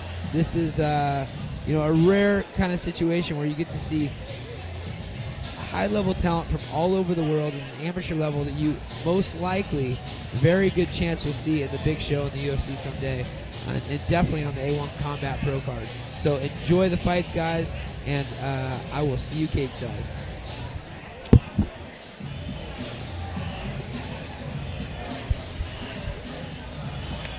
Yeah, what an impressive night of fights that we've had so far. Uriah Faber just jumping out. He's going to go do his thing. But, yeah, Hector Fajardo back in the commentary booth with me. Hector, that was your guy. You were in his corner. You saw that cage side. Quick 20-second break. What are your thoughts? Faber and I were talking a little bit about Hisaki's likely need to go pro. He's clearly, grown out of those amateur ranks a little bit. I think it's going to be hard for us to find matchups for him, and what a dominant display here. It was already quite difficult to get Hisaki matched in the first place. Like I said, this fight with Richard Nurse was supposed to happen twice. It's going to be even harder now to get him a matchup. So, yeah, I'd like to say Hisaki has graduated to the ranks of let's get him on the pro show. And I've already talked with Tom Anderson about getting those moves in. So the sky's the limit for this kid. I'm excited.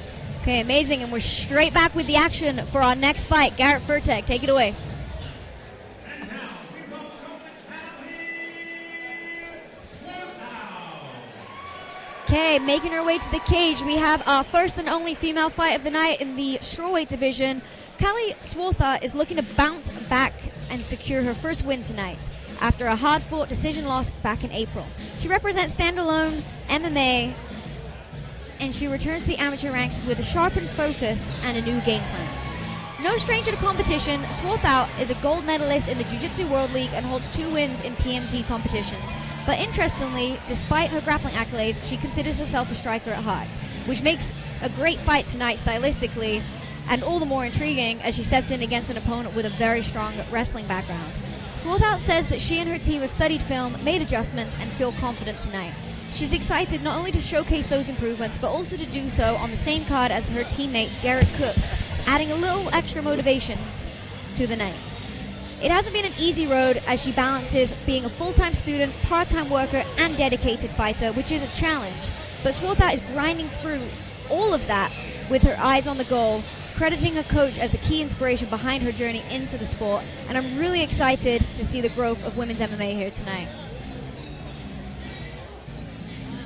Yeah, another standout from standalone.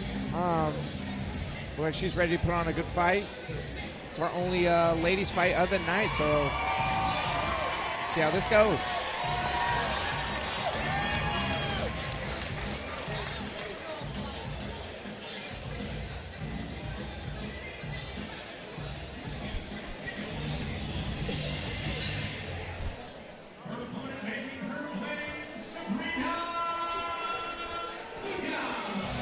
Okay, and here comes another standout prospect in the amateur ranks, Sabrina Kuna.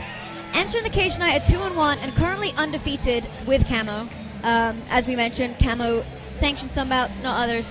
Kuna is coming off of an impressive first-round submission win back in February, locking up a rear naked choke. At just 20 years old, she's already building such a strong resume, and the way she fights, you'd think she'd been doing it way longer. She is an NCAA wrestling champion out of Sacramento State with Combat U, which we have discussed previously, and Kuna brings a dominant grappling base to MMA. She describes her style as wrestling heavy with a singular focus, being pressured.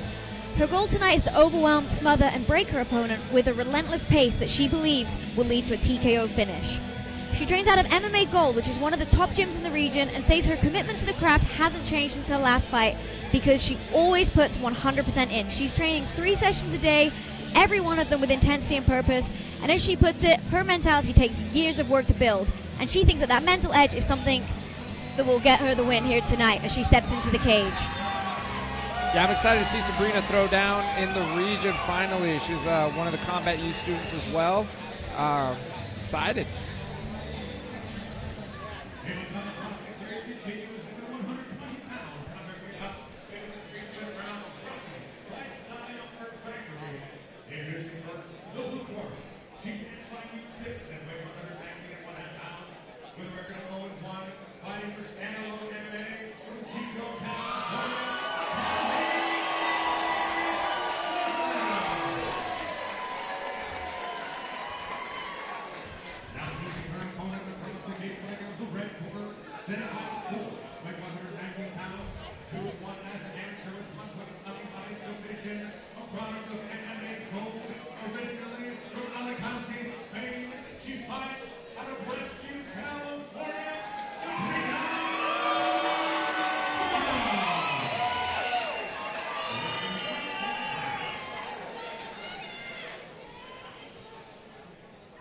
You can definitely see the excitement on the face of Kuna.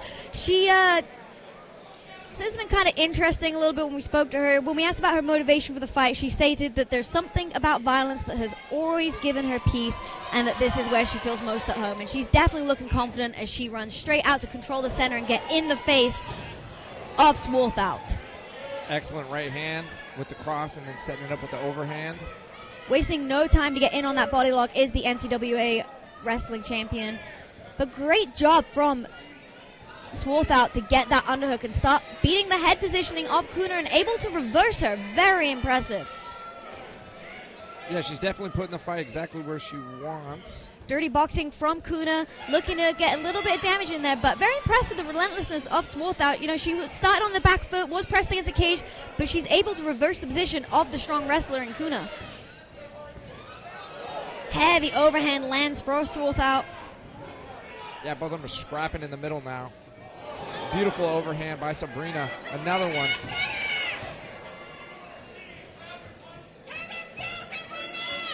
It's interesting to see Sworthout trying to actually put Sabrina into the cage. Yeah, definitely. Able to back Sabrina up to the cage, but, you know, so Kuna reverses, Sworthout reverses immediately again. It's very back and forth in this cage grappling. Kuna doing a good job of just landing these close range blows, uses the knees of the body to set up that headlock, potentially looking for an arming guillotine as she lands knees to the body of Sworthout. And just a reminder, these are 3 2-minute rounds, so these rounds are going to go quickly. And like I say, again, not wasting any time with the action for both of these ladies here. Beautiful job from Sworthout getting that underhook, and that's negating the takedown of Kuna here. Sabrina made the intelligent decision to score in those exchanges to rack up the points. Yeah, definitely. That's going to give the edges, you know, the edge with the judges. You know, it's not all about control. It is a lot about damage and significant strikes. And that overhand has been money. That cross is landing again. 3 in a row for Kuna. Sworthout looking to survive the round as we look to see a second.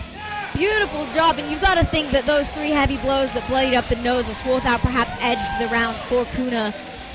The right hand has not missed all round. I definitely think that she should stick to it and see where it goes from there.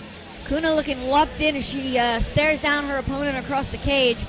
Jim West in the corner giving advice. We actually had Jim West in the commentary booth with us at the last A1 giving us our coach's take.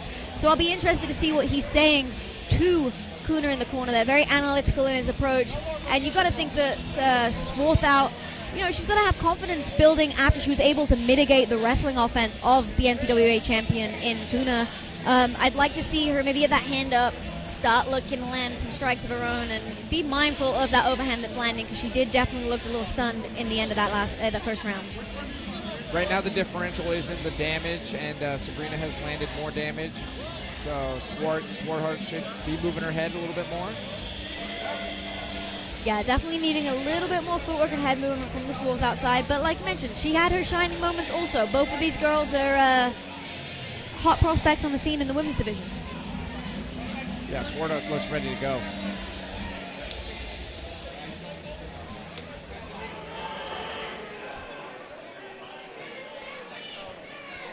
big smile from Kuna as, again, she runs to hold that center, immediately firing a straight right into the leg kick, looking to get in the face of Sworthout. But Sworthout also pressing forward with her own combinations. Chin is high from Sworthout on those exchanges. She needs to be careful, especially after eating a couple of those heavy overhands from Kuna.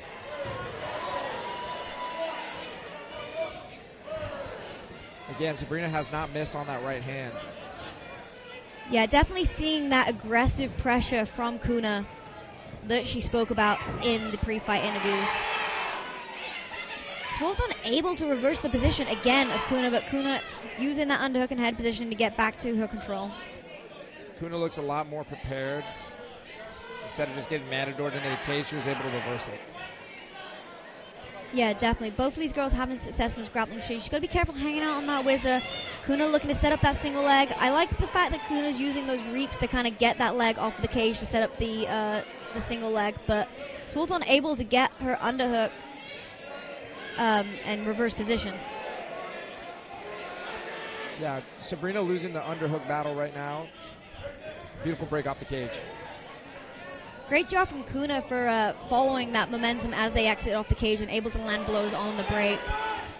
She's doing a great job of dictating the space. The splits look excellent. She slipped on that last one as well, and it looked great. Sabrina's found her range.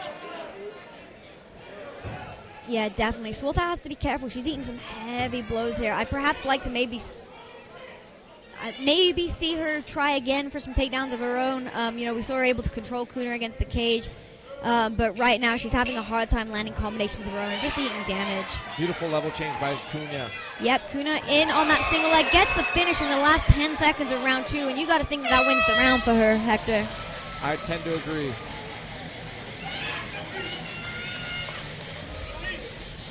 As you mentioned, both of these girls having success in there. Kuna just relentless with that pressure. Definitely the more aggressive fighter and having a lot more success with the striking.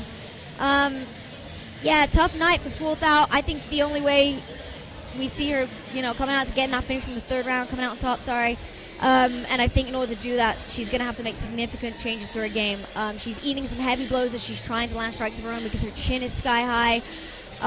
We need to get that chin down, hands up, get our head moving, and worst case, maybe try to implement some grappling of her own. What do you think, Hector? Actually, I was just about to say that. I'd like to see Sworthout actually take the offensive on the grappling to throw Sabrina off her game a little bit because the stand-up battle just isn't working right now. Yeah, she did she did a great job of controlling Kuna when she was against the cage. And like I said, I just think if we had a bit more offense on the grappling, it would give Kuna something to respect. Right now, Kuna's not scared of getting taken down. She's also not scared of getting hit. You got to give her something to respect to almost, hopefully, give her hesitancy on those overhands. Because right now, she is landing with intent, and she is causing a lot of damage. Both these ladies meet in the middle. Right back to business. Sabrina looking for that right hand. She splits. Beautiful knee on the clinch there for Sworthout. Sworthout gets her jab split every time. And great spot from the commenters in the live chat. We do have Josh Emmett sat behind us. The whole crew is out showing their support for these grassroots. It's great to see. But yeah, girls really putting it on the line here tonight. And like I say, Sworthout, she has taken some damage, and many people would have backed down after eating those blows. So hats off for her for staying in this fight. Sworthout definitely has a lot of heart. She's definitely a game opponent, and she came to put on a show for sure. Yeah, and Kuna definitely looking to get this back down to the ground. She got that takedown at the end of the second, had to boost her confidence a little bit, but as I mentioned, testament to Sworthout for being able to mitigate these takedown attempts of Kuna. We've spoke about the high-level wrestling of Kuna and the level at which she's competing, so a real testament to Sworthout here as she reverses Kuna against the cage again with those double underhooks. Sworthout is winning the underhook battle, and that's how she's been able to reverse Sabrina every time. Yeah, definitely. We're starting to see the damage wear on Sabrina's face now as she looks to press forward. Check hook from Sworthout. Sworthout looking to come into her own a little bit. I'm seeing some confidence building from her. Very impressive. That left hand is starting to pick up by Sworthout. She's finding her jab. She's finding the splits.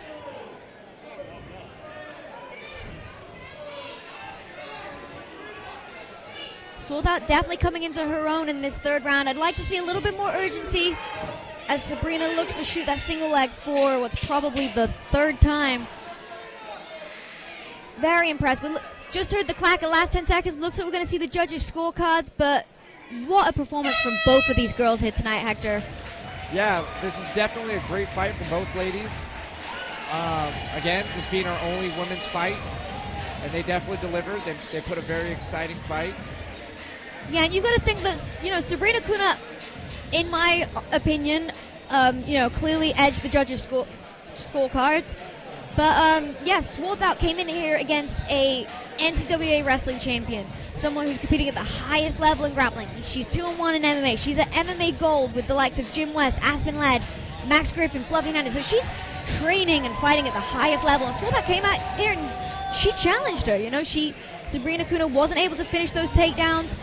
She took plenty of damage of her own, and very impressed with both of these ladies here tonight. And I think both of them have a lot to learn and can hold their head high as they exit the cage. Yeah, Sworthout had a very good showing for this being her second fight. She put up a very good fight, very entertaining fight on all levels between both of these ladies. Yeah, definitely, and very happy with herself, as she should be. Sabrina is a highly touted prospect. Many thought she was going to come out and get that finish here tonight, and she got the win, in my opinion, but Sworthout was able to drag her the full 3 rounds, and that's a testament to herself.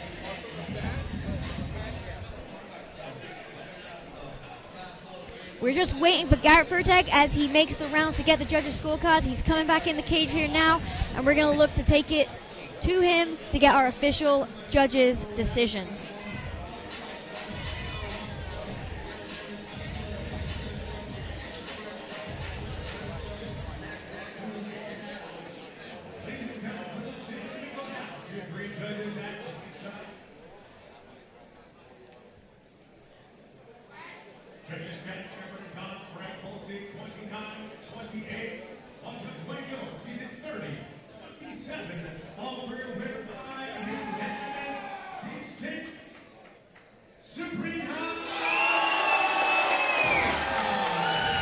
And now we have it, Sabrina Kuna advancing to 3-1 against another prospect, Callie Sworthout. Yeah, great showing by both women. It's good to see Sabrina win one, especially, one of my Combat U students. Yeah, and we touched on that a little bit with Uriah. We've mentioned it a few times with Hector. Obviously, Combat U, another way that the local scene are investing in the grassroots of MMA and looking to build a pathway for these athletes. So amazing to see, how much work is being done on the MMA scene.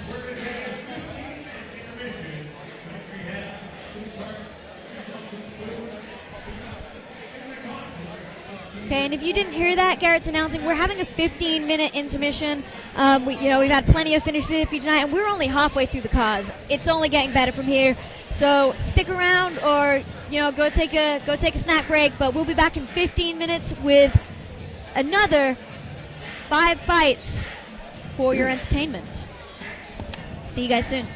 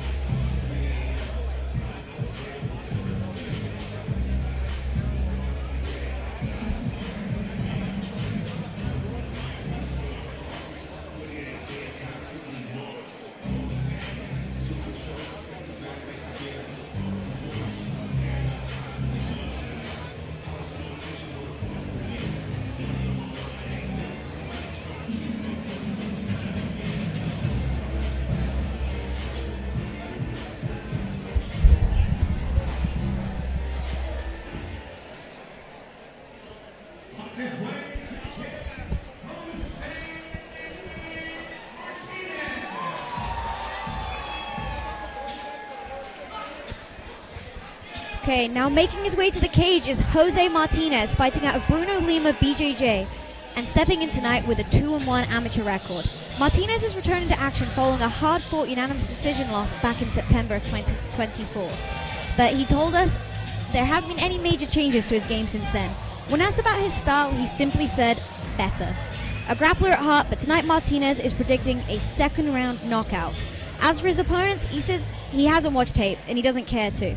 His focus is fully internal and on execution, on his own development and on getting his hands raised.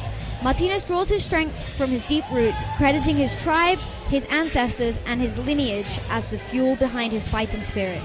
He's not just here for the moment, he's here to build a career, with the ultimate goal of turning fighting into his livelihood. And we touched on that, Hector, the ability to grow and build this sport into your livelihood, right? We've seen guys, as we mentioned, go from amateur to pro with A1, eventually onto the UFC. And, you know, it's great that they have the opportunity to do that here tonight. Yeah, Jose, we've seen him fight in A1 before against Frank the Tank Loya, which I got to watch. And it was a very exciting fight. So it's good to see him back in the cage, throwing out another fight with another exciting opponent. Yeah, for sure.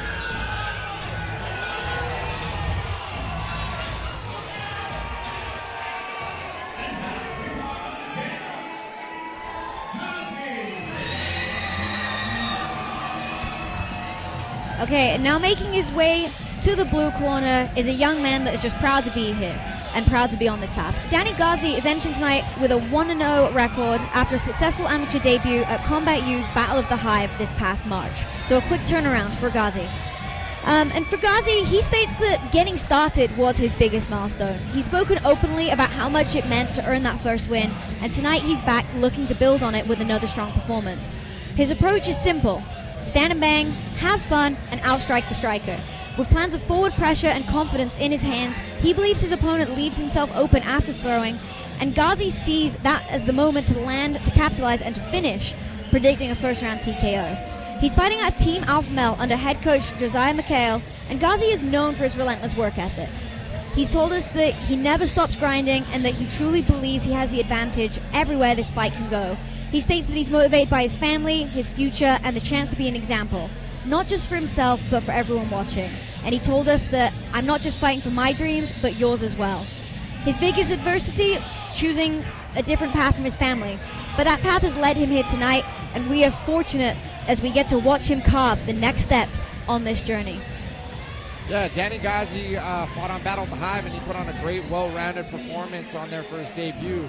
So quick turnaround is exactly what we want to see, especially in the region. You know, you don't get any better by sitting on the couch. So seeing Danny get back in here and working on his craft and ready to put on another show, I'm excited to see it.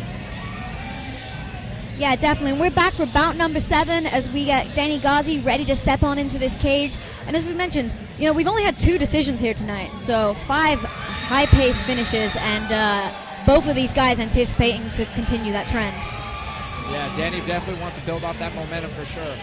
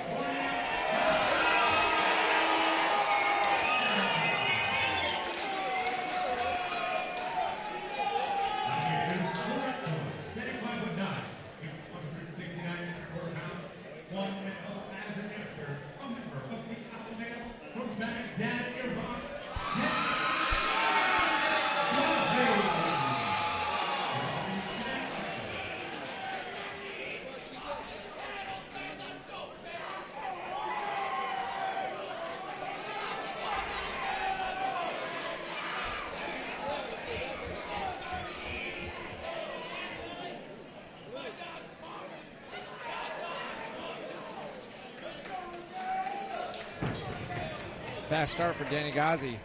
Yeah, definitely, and that's something we're seeing here tonight. We've touched a lot on the shorter rounds, and these guys are really, making every second count as Gazi comes out, presses straight to the center, and we're back to the 2-minute rounds. Gazi's doing a great job of controlling, circling motion of Martinez, landing some heavy blows in that exchange and back to circling off on the cage parameter. And we've seen countless times guys, using that circling motion, and the pressure doesn't always mean that you're winning. And we're seeing that here with Martinez as he times some beautiful flurries and gets in, gets out, not allowing Gazi to set up offense of his own. Heavy kicks from Gazi. Gazi's looking for that right hand. The way he's loaded on that back leg, he's definitely looking for that right cross. The kicks are setting everything up, though. He's looking for that distance. Yeah, two very different styles we're looking at here. Martinez using the footwork, kind of playing that parameter, flurrying in, getting out so he doesn't eat too much heavy offense from Gazi. And Gazi just kind of stalking him down, right? Using that pressure, landing heavy singles or doubles. Very interesting striking differential styles here. Really love Gazi's style. It's very Fighting Nerds, Mauricio Rufy style.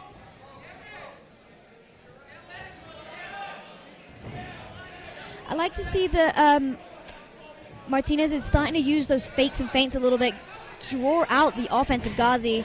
Beautiful heavy leg kick caught by Gazi, and Gazi straight in on the flurry.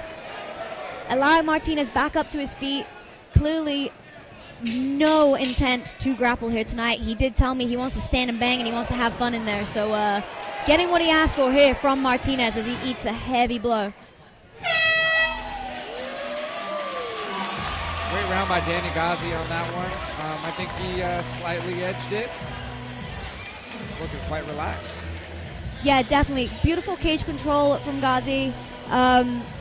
But I like the footwork and the fakes from the Martinez side. So very interesting matchup. Both guys, very evenly matched up. But yeah, Gazi likely edged it off of cage control, but Martinez was throwing the combinations, a little bit more active with the striking despite being on the back foot and playing that perimeter. Yeah, definitely catching that leg and then dropping Martinez off of the counter. Stole that round for me. Yeah, definitely. Very aggressive. Martinez landing that leg. He kind of threw it naked. Gazi rushed him. Couldn't see if he caught the kick or if he landed a strike, knocking Martinez down. But that potentially did, as you mentioned, seal the deal with the judges for this first round. But Martinez still looking locked in. Gazi gives a wave to the crowd, having fun in there. And as you mentioned, that was his key thing coming out here tonight. He wanted to go in, have fun, stand and bang.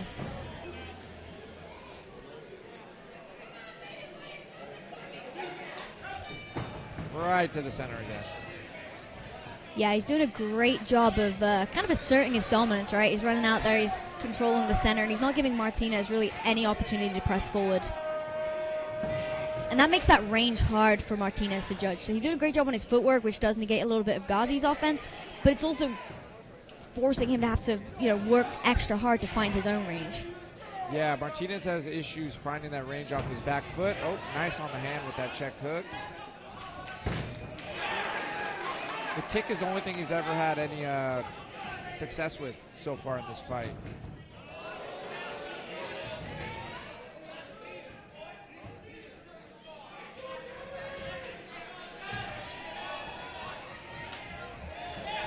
Another heavy low kick lands for Martinez, and those are starting to add up a little bit. Gazi looked like that was wearing, kind of step back, limped a little bit, looked a little labored, and that's going to take away some of the power on those heavy blows that he's throwing in Martinez's direction. So, kind of smart. I'd like to see Martinez start to utilize more to build around those leg kicks. Yeah, definitely. Maybe use the. Both of these guys are throwing naked kicks, and that's fine for like one or two, but they start to get red. So I'd like to see both of them kind of using their hands to set up their kicks, using their kicks to set up their hands, and just kind of chaining it together. But heavy rear hook lands for the Martinez side. The hooks are working well. Those loopy hooks are going to help set everything else up. Yeah, and it looks like Martinez is starting to find that range that we touched on. But Gazi not looking phased at all. Very composed. Still keeping that lead hand down, kind of waving it around with that calm striking style of his as he looks to pour out, but he's feinting and trying to pump. He's trying to spring the trap. Nice. Big kick misses for Gazi as he shoots a double leg, finishes the takedown, ready to seal round 2 with some heavy ground and pound. That was a well-timed takedown. I think that should seal that. The timing was excellent on that. Right at the clapper, right at the end. Yeah, definitely. You know, you probably could tell that the round was a little bit close. He stops to talk to Uriah. Faber actually goes and bends down, and Uriah looking very, very excited as Gazi's out there putting on a show. But Gazi's definitely doing what he said he was going to. He's out. He's having fun. And like you mentioned, smart timing on that takedown. Somewhat close round, and just doing enough to try to seal the deal with the judges. I think right now it's a smart fight for Danny Gazi. I'd like to see him put a little bit more punch volume up there, get his offense going, to really put his dominance in on these rounds.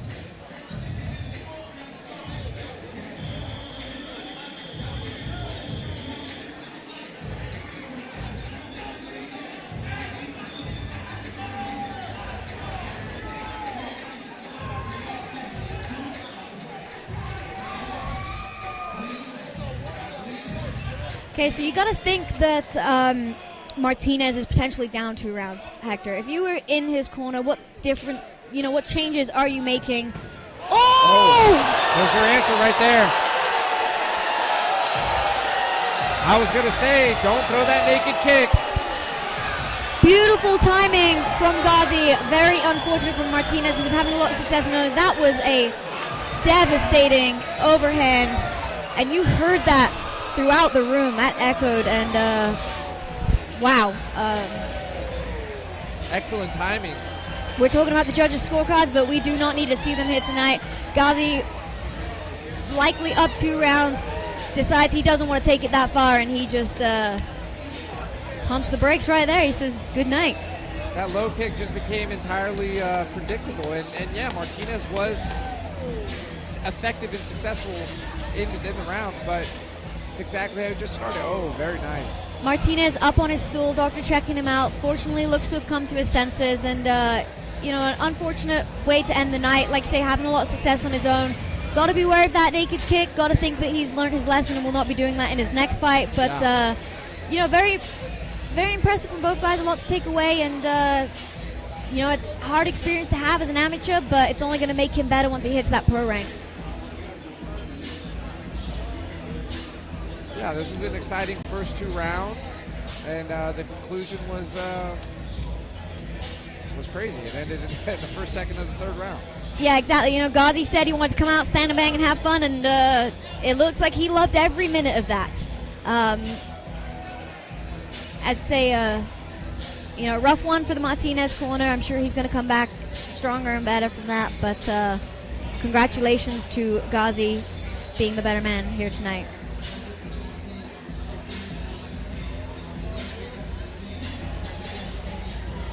Wow. Yeah, I'd like to see Danny Gazi get another fight.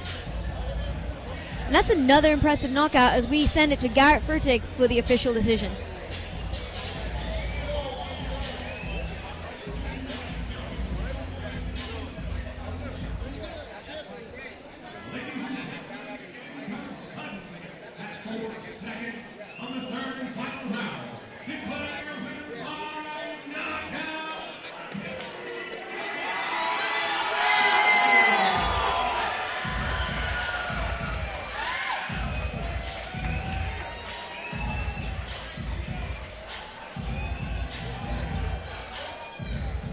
Another dominant fight as we see Gazi with the knockout.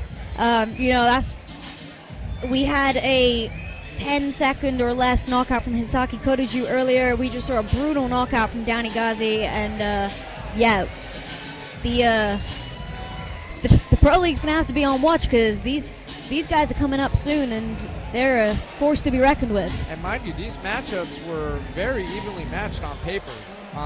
This wasn't one-sided at all, other than the results. So, I mean, it's good to see these gentlemen come out here and put these results out on a well-matched card.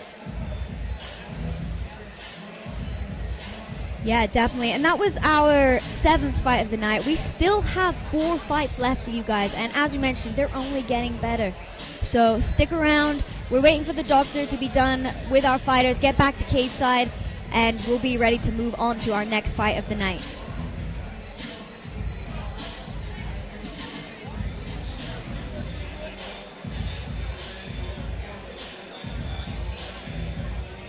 And just to remind you guys what's coming from us, our next fight is going to be Tofikala Omari from Legend Boxing against Jafar Vanluke from Team Alpha Male. We then have our welterweights with Derek Cook from Standalone MMA that we've mentioned a couple times tonight, and he's taking on a 7 times Muay Thai champion in Idris Barami. So, we've had plenty of striking on display tonight, and you can expect fireworks from that one. Our co-main event, middleweight Sam Tanner from MMA Gold against Luis Aaria from Chris Holdsworth Martial Arts. And our main event of the night, Pete Dunlap from Underground MMA, versus Eric Bettincourt from ATT and Guerrilla Jiu-Jitsu. So plenty of high-level amateurs on display, plenty of people that we can expect to see, moving on to those pro ranks soon with A1 and, again, potential for 4 more finishes for you guys here tonight. Lots of Tawfiq fans and supporters in the YouTube chat. He is up next, and he has a hot prospect again with 19-year-old Jafar Vanluke from Team Alpha Male. This one got a little heated at weigh-ins, Hector. Mr. Omari decided to bodylock pick up Jafar. I don't know if that was some sort of jest about the height differential, but definitely not to the liking of the staff and Jafar Vanluke, as things started to get a little pushy between the two men. So they finally get to get their hands on each other tonight, and I'm excited to see if that bad blood can be settled between the two of them. Yeah, well, now they get to settle in the cage. No more shenanigans at weigh-ins.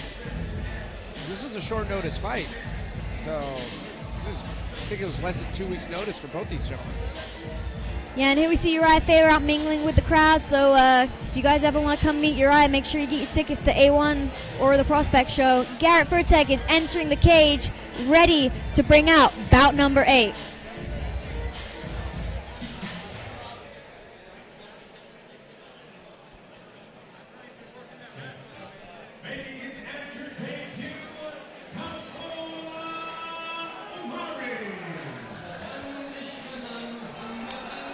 Okay, and making his highly touted amateur debut, we have Tofikala Omari. I apologize if I said that wrong.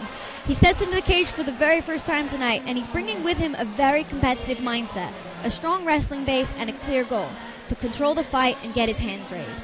From the very little we were able to communicate due to language barrier, I did get that Omari has a background in boxing, and he says that his strategy tonight is all about wrestling. This debut means a lot to Omari, not just professionally, but personally. He spoke about the adversity of being far from his parents and how that separation fuels him in fighting. At the center of it all is his mother, whose encouragement has helped him to help push him to pursue this lifestyle and test himself in the cage. While tonight marks the start of his journey, Omari has big goals and one day anticipates becoming a UFC champion. Hector, we weren't able to get too much from Omari at the weigh-ins or backstage, but you know, the comment sections on YouTube is going crazy. Plenty of supporters. The crowd is getting behind this fighter, and clearly an exciting prospect to see step in here tonight. Yeah, it seems to me like he has a big following, especially for his first fight. This is quite impressive. I'm curious to see how things are going to happen in the cage for him. Yeah, definitely. Like we mentioned, a little disappointing at weigh-ins. I'm all for sportsmanship. I don't think you should be putting your hands on them. You get your time later that night. So, like I said, hopefully we can see these guys be a little different after the fight. Yeah. Regardless, we see Omari stepping into the cage here now for our 8th fight of the night.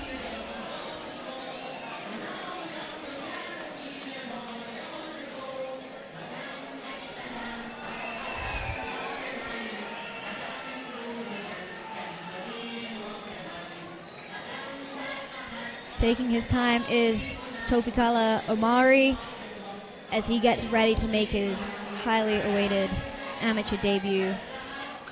in the A1 prospect cage.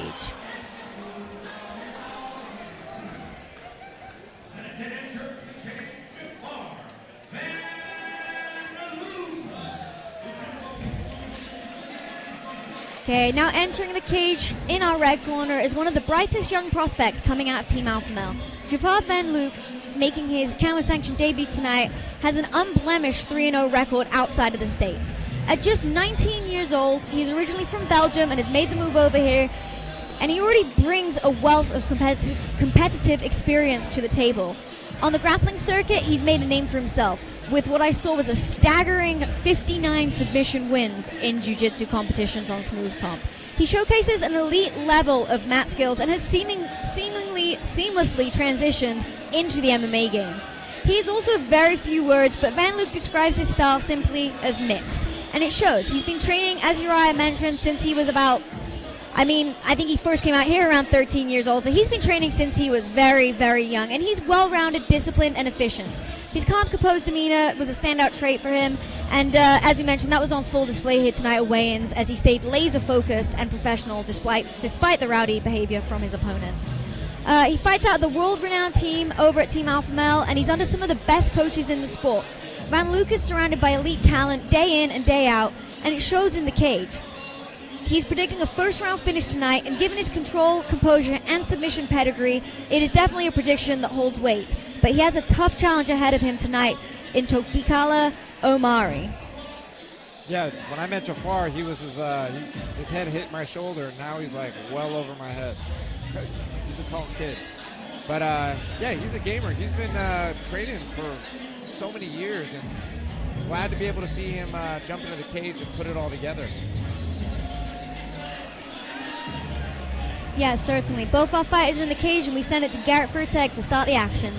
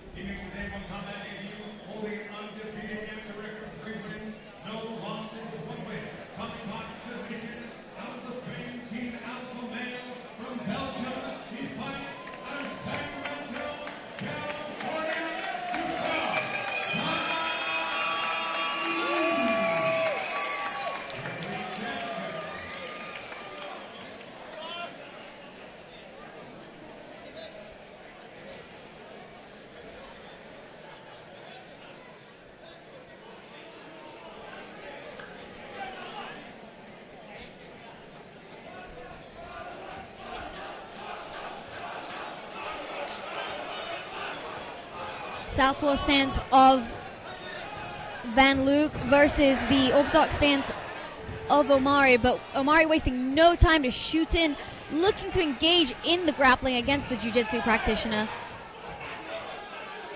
Clear height advantage for Jafar Vanluke, but clearly no concern from the Omari corner as he swings big. Beautiful front teep. Beautiful angles on the cross. Looping overhands from Omari, and beautiful timing on that body lock. He has had both underhooks, but Jafar Vanluke able to remain composed and dig the underhook, looking to separate, create some distance, knee on the break. But Omari is relentless. He's throwing those haymakers and he's pressing Jafar Vanluke up with a clear intent to press the urgency to get this down to the cage. But that lead check hook landed on the chin of Vanluke. Jafar's doing a good job of at least blocking to make sure that that left hook doesn't catch him on the chin. Slip. Nice check. Yeah, slip from the Omari side, but immediately shoots on the up. definitely looking to press this fight, perhaps not to the ground as he lands heavy blows, but at least to the cage, which will smother that length of Jafar Vanluke. So it is a smart approach, pressing back against the cage. But those calf kicks from Vanluke look like they're bothering Omari. Yeah, he needs to bail on that spinning back fist. I think that's the third time he's thrown that. And Omari has been able to take advantage of that. Referee Chad Shepard warning Omari for fingers in the cage. Big swing and a miss. Omari's just struggling to find his range, but we've talked about this a couple times tonight, and then those heavy shots have landed, and we've seen people having an early night, so definitely not out, but close round. I mean, cleaner game on the Vanluke side, but definitely more aggressive on the Omari side. Yeah, I think Jafar Vanluke put a little bit more damage on him and dictated the cage just a little bit more. But Omari throwing haymakers and aggression. But I think definitely Jafar Vanluke edged it on that one. I think there's a water spill on the cage. Yeah, definitely. Like I say, two hot prospects. I don't think I've ever seen the chat on YouTube going this crazy. Definitely a lot of support for both of these guys.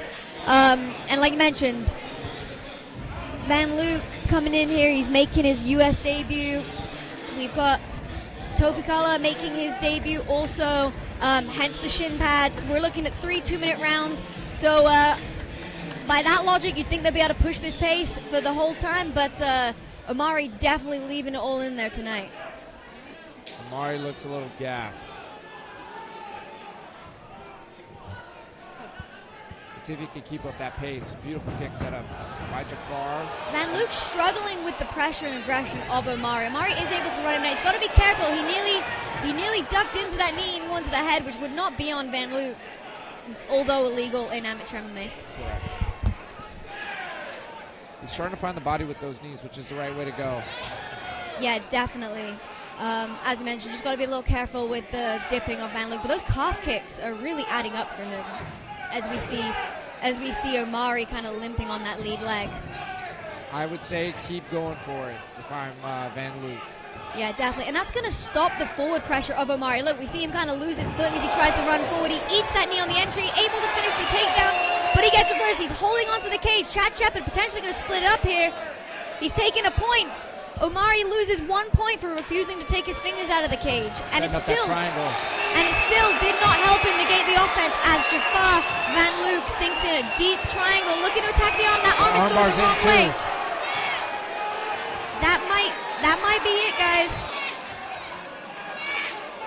Yeah, beautiful. Way to double down on that triangle. The arm bar's still there as well if he wants it. 2-for-1 special. Beautiful job from Jafar. And referee Chad Shepard decides he's seen enough. Omari definitely not happy with that decision. But Chad Shepard perhaps saw an injury happening. The arm was bending the wrong way. And as we mentioned in amateur, we protect the fighters. They're not making money here. This is all about experience and fighter safety. Little disappointed with the poor sportsmanship from the Omari side, but I mean, visibly upset. Obviously wanted the opportunity to tap and pull the fight himself. But yeah, that was deep. So just on clarification on submissions at the amateur level, it is up to the discretion of the ref to stop the fight if they feel that the submission is far enough, or maybe if they even hear a voice or something verbal. This isn't a pro fight, so we don't want to see these guys get their arms broken. They're not even getting paid. Yeah, definitely. And, Tofikula Omari, he was having a lot of success. He was very aggressive, did leave himself open. He was probably down on the scorecards, especially after losing a point. That fence grab didn't necessarily help him, but it did open up that triangle, and that armbar was deep. I thought it was, I thought it was about to be finished anyway. Chad Shepard decided to save his arm, and, that's the job of the referees. Sometimes fighters are a little too tough for their own good, and you know, like I say, the referee is here for their safety, and Chad Shepard made the call and said that is all he needs to see. Yeah, the referees, they warn him in the back, and they tell him, especially at amateur fights, that they will stop the fight early because it's an amateur fight. So Omari should not. He was warned. He was warned in the back, so it shouldn't come to him as a surprise. Yeah, definitely, and you know, I don't know. I've been a martial artist for 15 plus years, and I'd like to see, if he comes back out here, I'd like to see a little bit better sportsmanship from him. He just pushed his way out of the cage, refuses to even be there for the decision, so we're going to send it to Garrett for the decision with Jafar.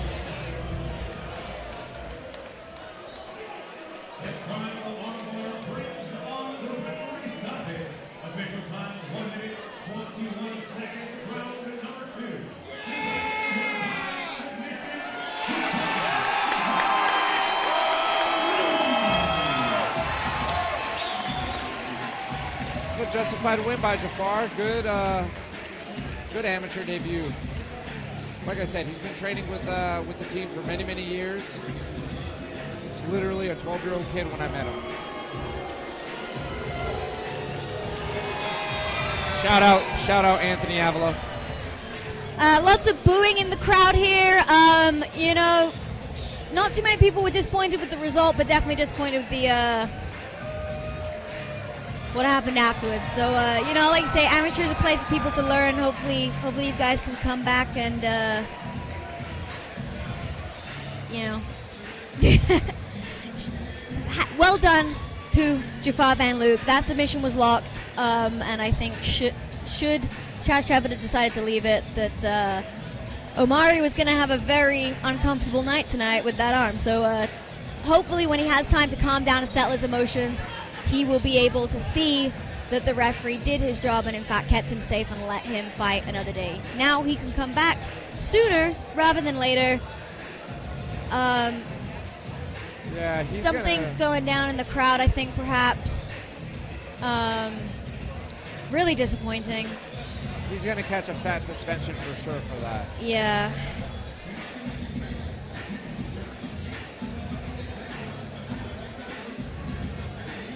Camo does not tolerate that kind of behavior. No, definitely. And Camo actually gave him a formal warning at the weigh-ins that would not be tolerated. So I can't quite see from here what is going on, but Jafar still in the cage, waiting for things to clear up. Yeah, I got a feeling that might be the last we're seeing of Tofikala Omari. He may have just done himself a disservice.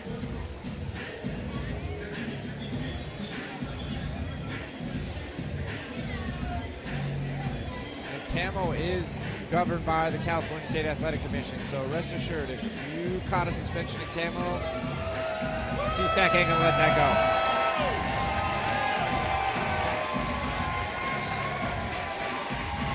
go. A great job by Jafar Vanluke. Put a little shine on his victory. Yeah, definitely. Impressive composure from the young man. You know, that's a testament to himself. You know, to be able to stay composed in there.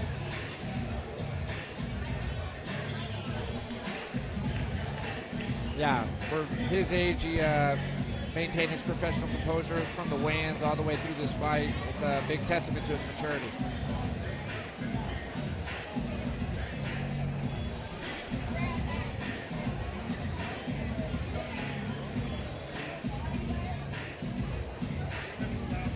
Okay, so whilst we're waiting, I guess let's quickly go over what's next for us. We have 3 more fights. Our next fight, as mentioned, is Derek Cook from Standalone MMA. The last one on the card for Standalone MMA. We've had a couple of their fighters out here tonight, and he's against Idris Barami from Taruzi Muay Thai. He's a 7 times Muay Thai champion, a 2 times K1 champion. So such a high level of striking pedigree coming in here. So you guys should definitely be on the edge of your seat for that one. And then we have our co-main event with Sam Tanner from MMA Gold, Louis Zakaria from Chris Holds with Martial Arts. And finally, in our main event, we have Pete Dunlap, Underground MMA, versus Eric Bettincourt from ATT and Guerrilla Jiu-Jitsu. We're just waiting for our officials to be freed up from whatever's going on. Unfortunately, some people don't realize the show isn't all about them, so we're going to have to wait until we can see our next people.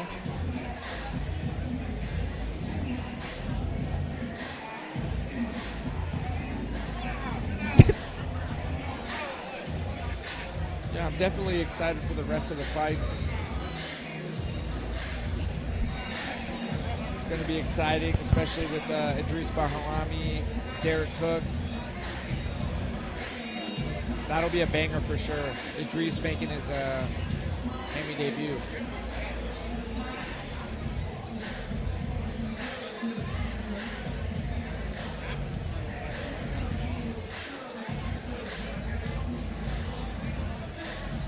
All right, so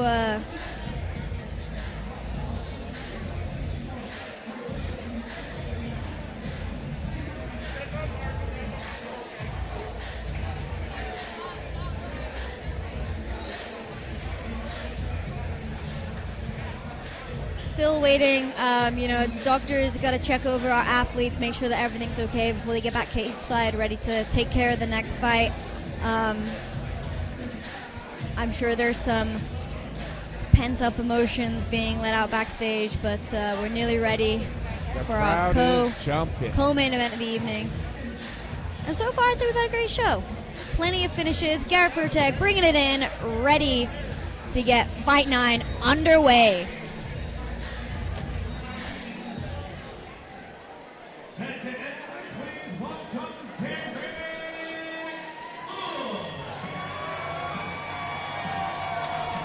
Okay, making his way to the cage, we have rising amateur with real momentum behind him. Derek Cook, he's entering tonight at 2-1, and he's coming off the biggest win of his career. A statement-making rear naked choke submission over the highly touted, undefeated Jake Carver at A1 Combat back in February. It wasn't just a win, it was an upset, and it turned lots of heads on the regional scenes. The brown belt in Brazilian Jiu-Jitsu, Cook describes his style as grappling heavy, and if you've seen him fight, you know that that's no exaggeration. Both of his wins have come by submission, and tonight he's looking to do what he calls mauling him. Smother his opponent, impose his pace, and dominate on the ground. But it's not just grappling anymore. After identifying gaps in his striking, Cook has been heavily focused on his boxing, adding new tools to complement that dangerous submission game. And he says that he sees holes in his opponent's grappling and cage work that he fully intends to exploit tonight, whether it ends in submission or TKO. Cook's journey hasn't been without adversity. He did suffer a TKO loss in his debut back in March 2024. A tough start, but a turning point. Since then, it's been nothing but growth and finishes. He told us his last fight went easier than expected, and with each outing, he's getting sharper, more confident, and more complete. Inspired by his brother and UFC middleweight Anthony Fluffy Hernandez, Cook's motivation is clear. He's here to win, to keep building, and ultimately to either capture an amateur title or take the next steps into the professional ranks. I'm really excited as he steps in here tonight against the highly touted striker of Idris Barami to see if he can implement that grappling heavy game of his against the striker. So clear striker versus grappling here. Yeah, it's going to be interesting to see, again, who implements their game plan. Especially if he trains with, or associates with Fluffy, that's high praise. Shout out Fluffy Hernandez.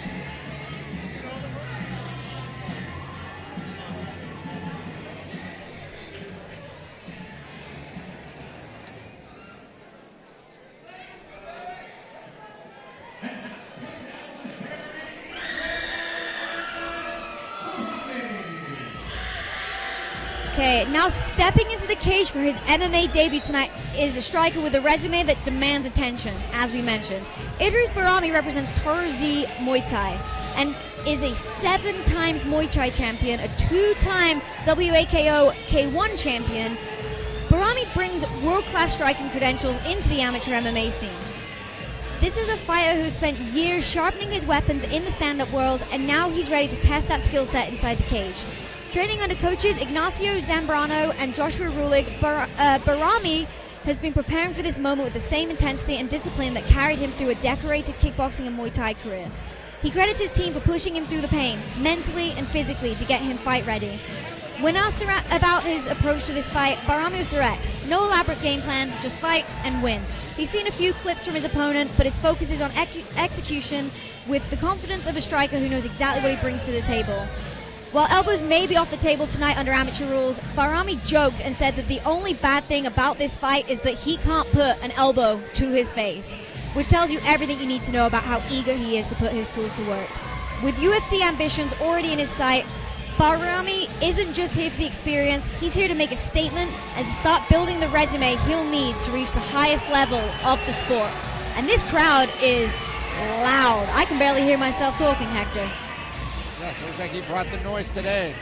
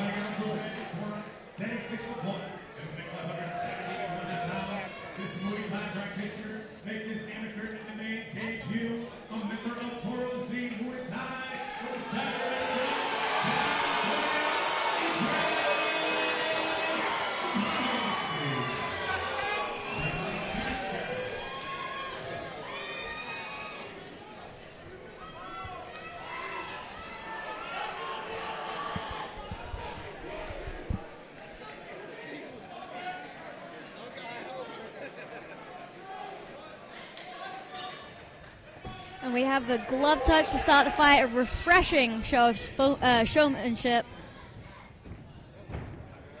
Oh, heavy knee from Idris Barami. A beautiful entry into that double leg. Precisely. Cook timed it well. In on that body lock, looking to reap the leg. And he gets the takedown. First takedown of the fight. Passes immediately to Mount. Right to his back. Barami gives up the back. And Cook immediately looking a little too high. He's riding a little high, but he looks to roll off for the armbar potentially. Beautiful transition by Cook. Armbar, that arm is bending the wrong way. And Chad Shepard stops it again. Arm looks to have been dislocated. Beautiful transitions from Derek Cook. What a testament to his ground game. And yet another first round submission on the record for Derek Cook. Amazing. Truly impressive. And that's a justified stoppage. That's an amateur stoppage. Yeah, his elbow actually seems to be out of place. Doctor's looking to take care of that now as we... I don't want to watch them pop it back in. It's going to make my I'm watching all of it. It's making my stomach turn. But oh, yeah. Brutal armbar from Derek Cook. Another dominant submission against arguably another one of the toughest amateurs in the region.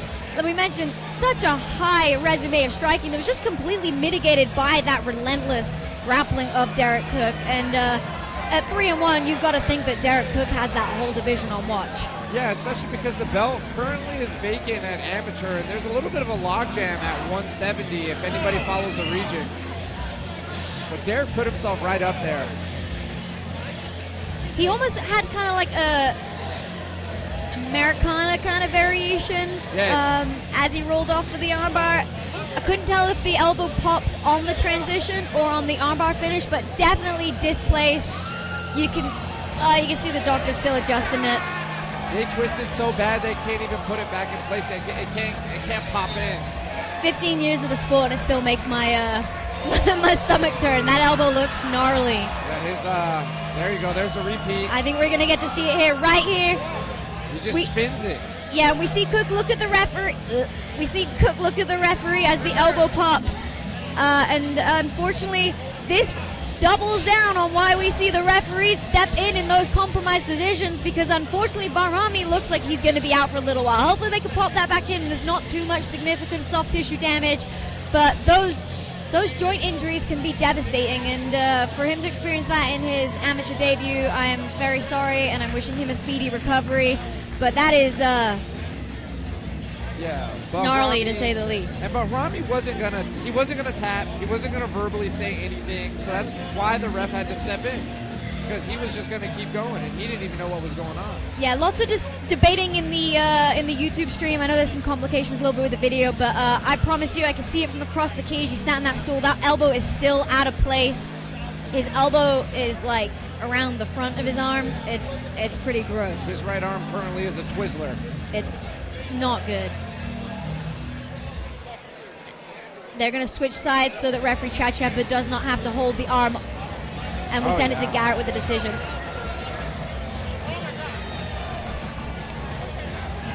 I think you can see it in the video right here.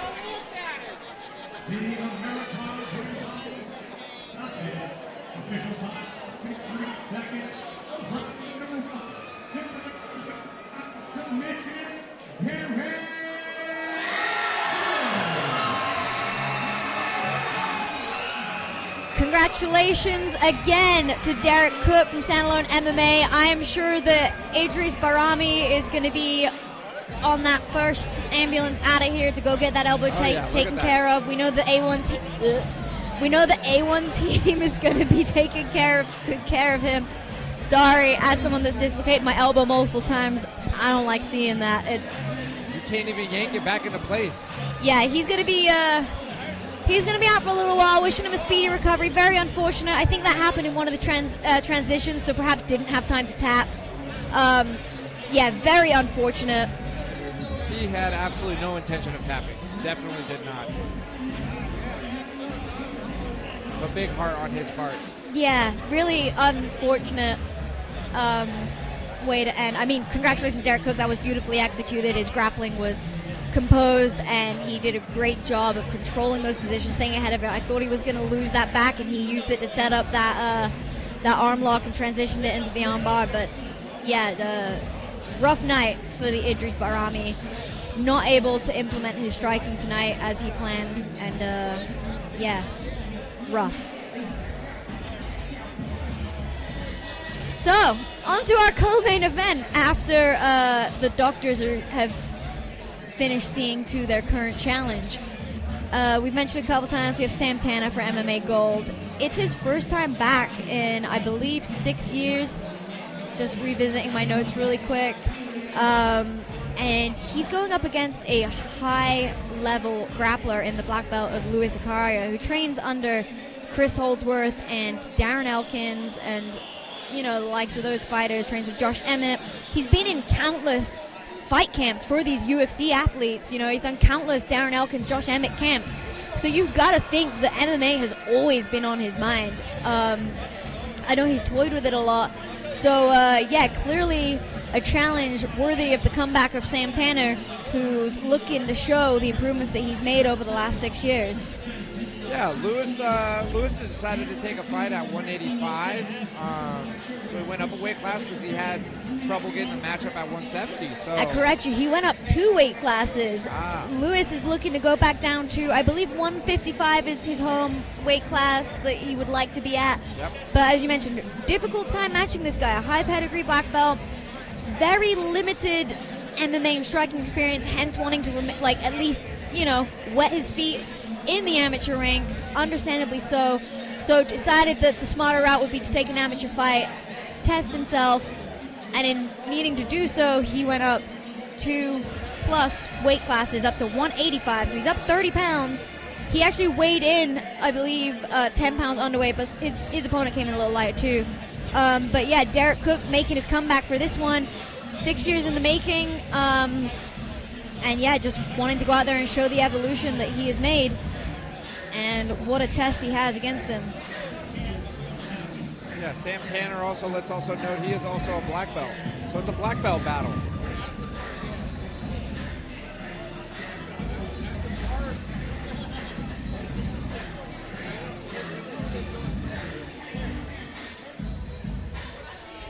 Happy to see a lot of people in the comments on the YouTube stream enjoying the fights.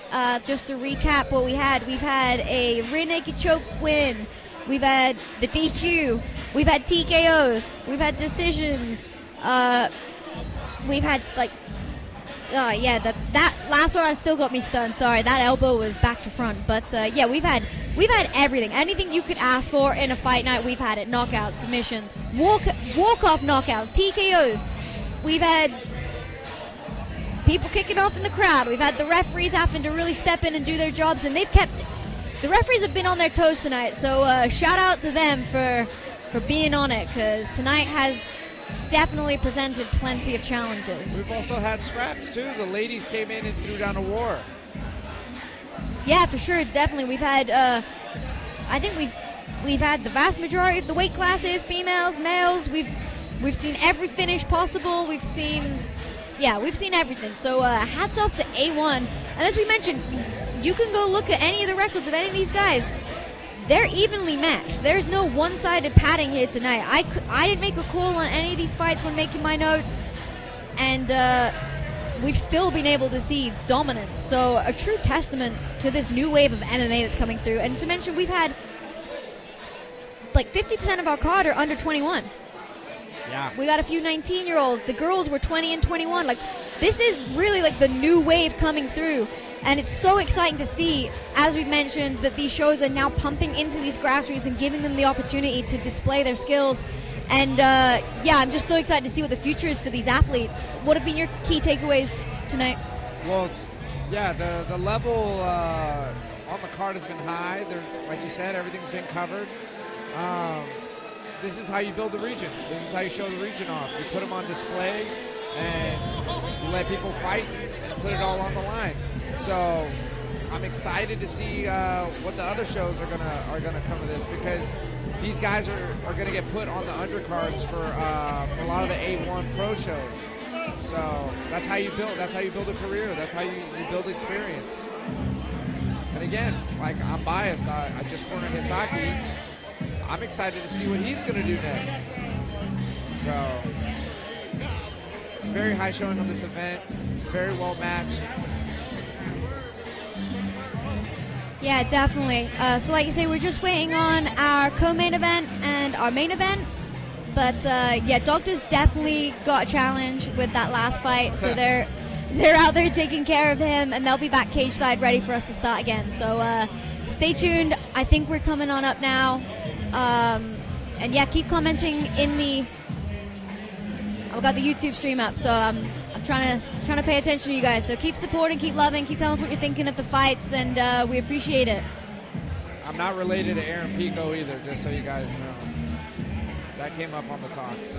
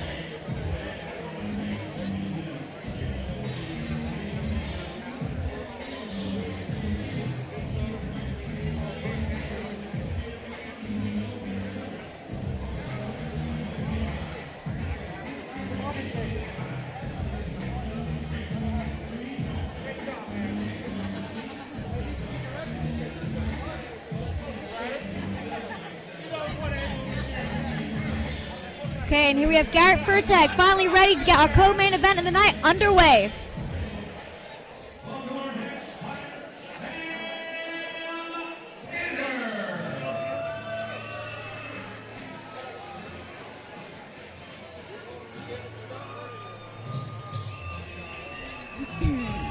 Okay, making his return to the cage, Sam Hillbilly Tanner out of MMA Gold, stepping back into action for the first time since 2019.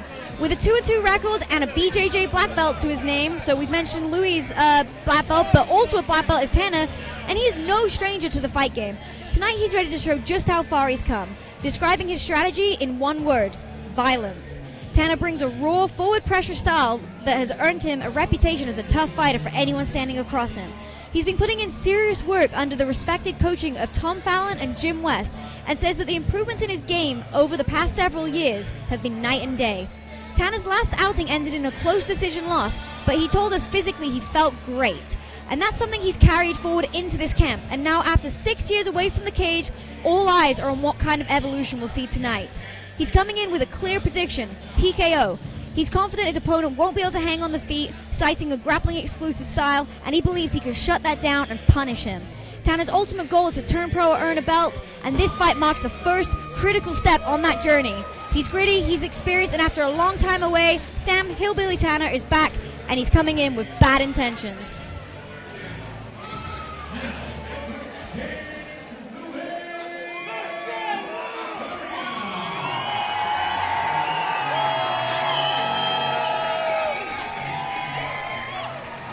Okay, and here comes a name that many of us in the grappling world have been waiting to see make the transition. Aaria, making his long-anticipated MMA debut tonight. Training under UFC veteran Chris Holdsworth, Aaria enters the cage with a decorated jiu-jitsu resume. A black belt with titles from Fight to Win, Submission Pro Tour, and American Nationals. Also a silver medalist at the Nogi Worlds. This is a debut that carries a serious grappling pedigree. I've had the privilege of training alongside Louis over the years, and let me tell you, this move to MMA has been a long time coming. He's toyed with the idea, quietly sharpened his tools, as we've mentioned, training with the likes of Josh Emmett and Darren Elkins, and now the opportunity has finally arrived for him to showcase what he's capable of in a new arena. Akari's strategy is clear. Use his striking to close the distance, get the fight to the ground, and impose the dominant ground game that has earned him those accolades. And with UFC standouts Chris Holdsworth and Darren Elkins in his corner tonight, both of whom played key roles in inspiring his path to MMA, he's surrounded by the very best as he steps into the cage. Interestingly, as we mentioned, he is fighting up 2 weight classes tonight due to difficulty finding an opponent, a testament to both the respect he commands as a grappler and the confidence he has in his preparation. And he told us he believes he's the better grappler in this matchup. He plans to exploit that, but behind it all, he credits the unwavering support of his wife, Emily, as the key to everything he has accomplished. And tonight, he has his sights set on winning this fight and making his way towards the Camo 155 title down the road. So here begins his journey.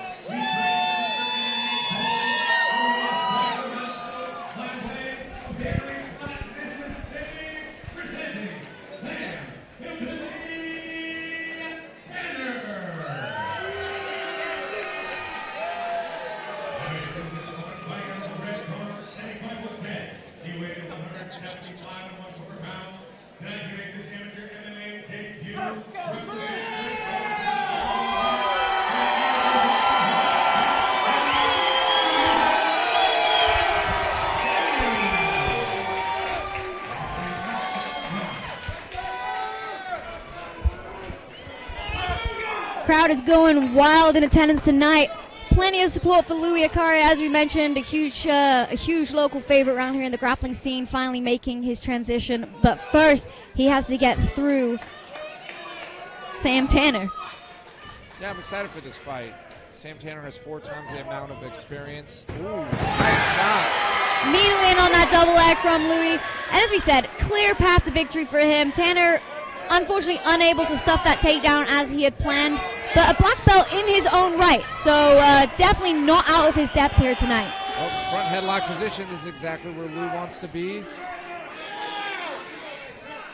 Let's see if Sam Tanner addresses this appropriately. Beautiful snap down from Louis as he looks to spin around the back. One hook in already. Yeah, this is not trending well. Already got the arm trapped of Sam Tanner, looking to set up a reverse triangle and immediately attacking that arm. He's isolated the arm. Oh, that triangle is in deep, and Louis is attacking that arm. We got the armbar and the tap. That is our 3rd armbar in a row. Yeah. That's a black belt.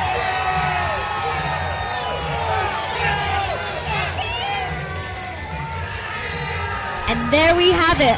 Unfortunate for the return of Sam Tanner, 6-year layoff. Obviously not the result he was looking for, but he knew he had a tough challenge in the black belt of Louis Aaria. And what a dominant grappling display for Louis here tonight. Crowd going crazy. Wife Emily definitely looking relieved over there. And yeah, Darren Elkins and Chris Holsworth are pumped. They're jumping out of their seats in the corner. Yeah, phenomenally dominant display. Yeah, and big ups to Sam Tanner for taking this fight. Like I said, he had 4 times the amount of experience, and he's fighting a debut guy. Yeah, and he wasted no time. I mean, he said he was going to use his striking to set up the takedown, but he must have just decided he didn't need that.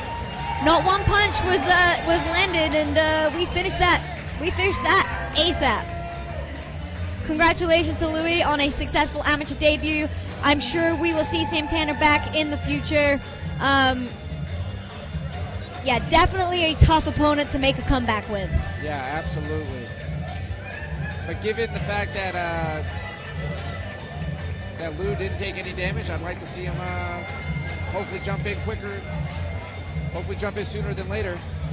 So we started off the card with plenty of knockouts, and it looks like we're closing up with a run of arm bars. Be interesting to see what the main event's bringing, because boy, do they have some boots to fill. As we go to Garrett Furtick for the official result.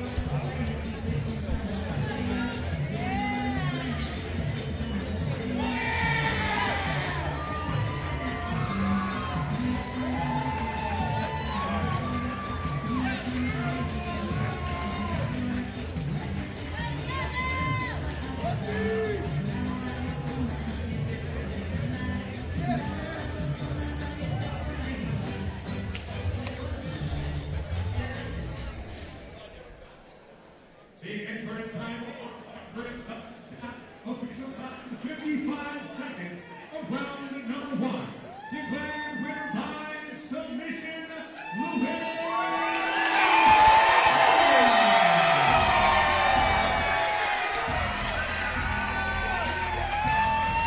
A very successful first showing for Louis Aaria. Pure dominance and grappling on display. No need for any striking as he flexes for the camera. Crowd going crazy, and rightfully so. You know, that's, like I say, a long-awaited debut. I believe Louis turning 50 this week. I told him told him he's a little geriatric, but he proved me wrong. So congratulations to him. Good on him. He took this on, again, this is like 2 weeks notice. It's a short notice fight. So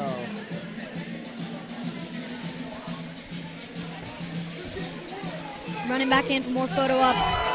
Family all in attendance here tonight, and yeah, he's living it. He's loving his moment. So congratulations to him. beautiful moment. You know, you only win your Amy debut once, right? Yeah, exactly, and he's living it. He's loving it. He's been talking about this for many years. I know he's had a mixed bag of advice as to whether he should do it or not, and safe to say he's shut up those naysayers, and I'd like to see him back in here. Matching him up is going to be a nightmare. No, definitely. I think we're going to have to push him over to those pro ranks relatively fast. But congratulations, Louis. Enjoy your win tonight, and hopefully Santana didn't sustain any damage. Fortunately, was able to tap, so perhaps took some note from the last fight.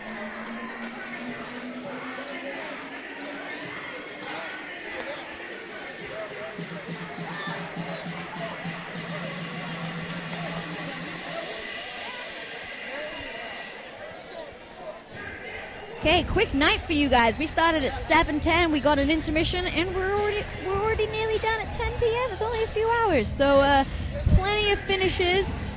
So yeah,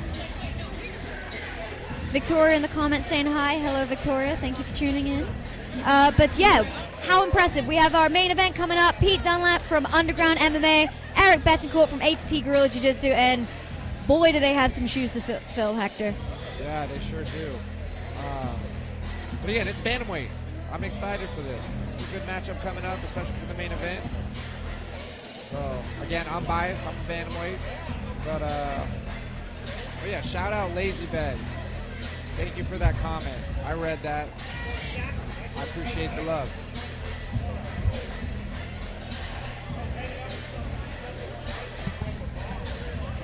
Yeah, crowd is definitely buzzing after that. just to run it back through, right? We had Arbaz Ahmed by rear naked choke, Gianni Bruison win by DQ. Little unfortunate there, but great fight between the two prospects. We had Magomedov, Jitin Magomedov by TKO. We had Farzad Armadi by decision, Hisaki Kotoju by 20-second or less knockout, Sabrina Kuna by unanimous decision. Sorry, correct me on my time, Hector. I know it was under 10 seconds. 6 seconds. 6 seconds. That might be the fastest knockout I've ever seen. Back to the results. We had Danny Gazi by KO. We had Jafar Vanluke by armbar. We had Derek Cook also by armbar. And then we had Louis Aaria by armbar again in our co-main. And we are ready for our main event as we send it to Garrett Furtick one last time.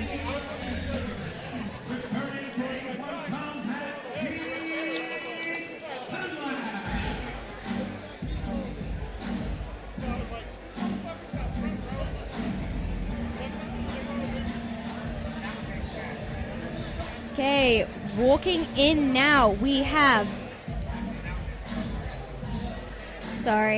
we have Eric Bettincourt. So, Pete Dunlap, my bad. So coming down the path, this man's running some serious momentum. Pete Stonefist Dunlap representing Underground MMA and entering tonight.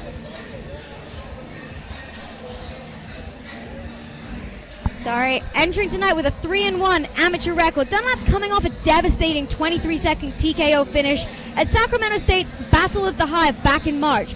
It was a devastating liver shot delivered by way of a perfectly timed knee. It was violent, it was fast, and it showed just how dangerous he can be in the opening seconds of a fight.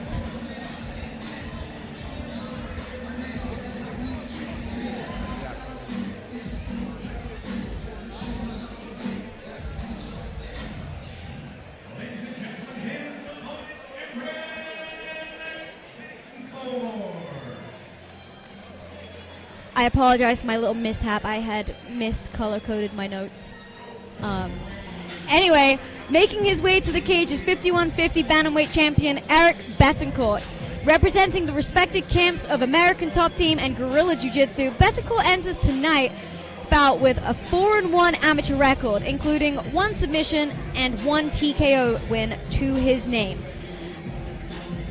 A lifelong martial artist with a background in boxing, Bettincourt has been rounding out his game in a big way, putting in serious work on the wrestling mats throughout this camp.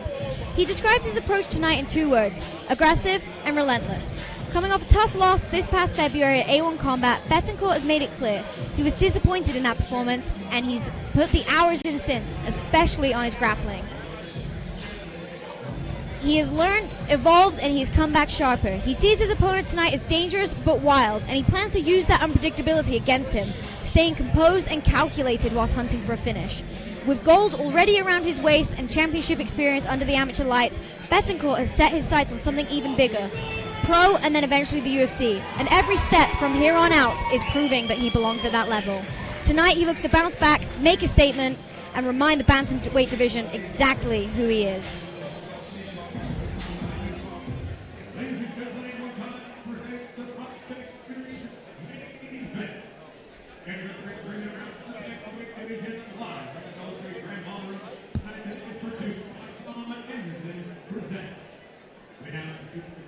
Blue corner at 5'10", weighs 136 and 1/2 pounds, holding a record 3 amateur wins, 1 by knockout, 1 by submission against just 1 loss.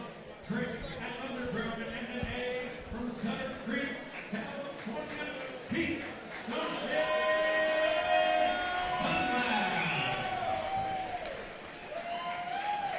Now he's in the park across the cage, lighting up the red corner, 6'9", weighs 133 and 1/2 pounds, with a record of 4 wins, 1 defeat, with 1 submission and 1 knockout, splitting ties with American Top Team and Guerrilla Jiu-Jitsu from Modesto, California. Please welcome Eric Bettincourt.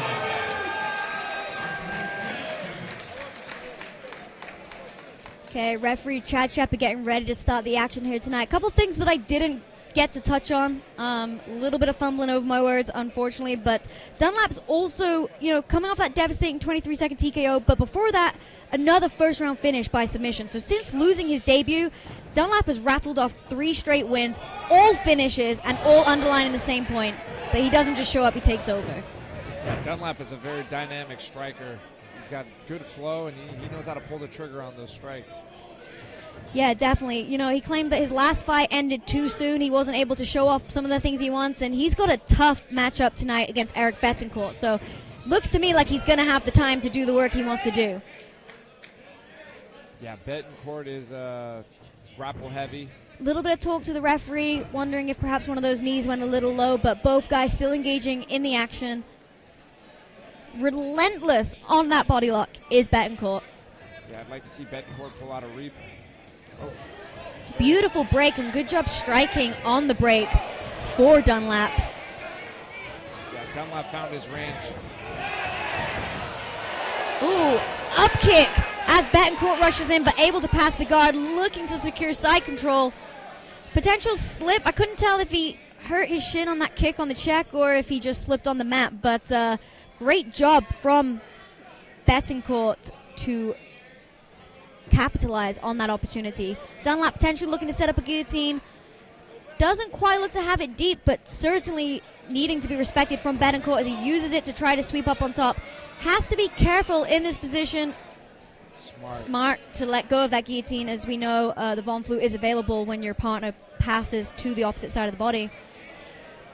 Bettincourt moving to the front headlock now. Looks like he's working in his own submission. Yeah, Bettincourt looking to set up a guillotine of his own, potentially looking to set up a Darce. Nope, decides to start working to land some significant strikes. And beautiful job from Dunlap working to his feet and using it to get the takedown in reverse position.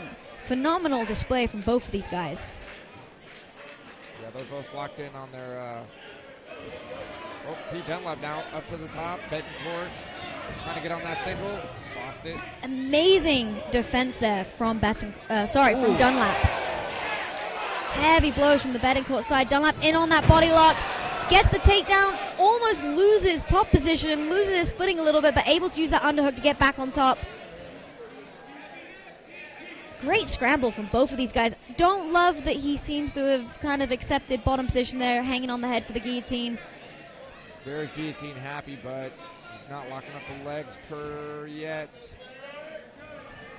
Yeah, Bettincourt very smart. He stays composed. Doesn't, like I said, neither of these guys have an excessive amount of fights, but more experience than what we've seen tonight. And you're seeing that out here with this IQ, right? He's not getting flustered. He's staying calm even when that choke threat is there. And, I'm really impressed with the scrambles from both of these guys. This is a very technical first round for this fight. Bettincourt has all the right answers when it comes to Pete's submission offense. But Pete definitely has the striking advantage.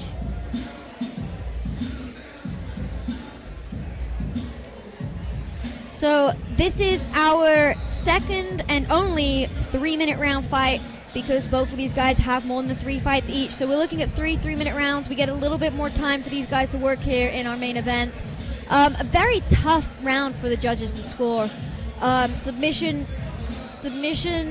threats from Dunlap a little bit more, but I mean, Bettincourt had his own submission threats and very back and forth with the scrambles, neither really able to establish significant control time. And both having some success with the strike. So, really impressed with both of these guys. Kind of a hard round to judge. It's a toss-up round in my opinion as well.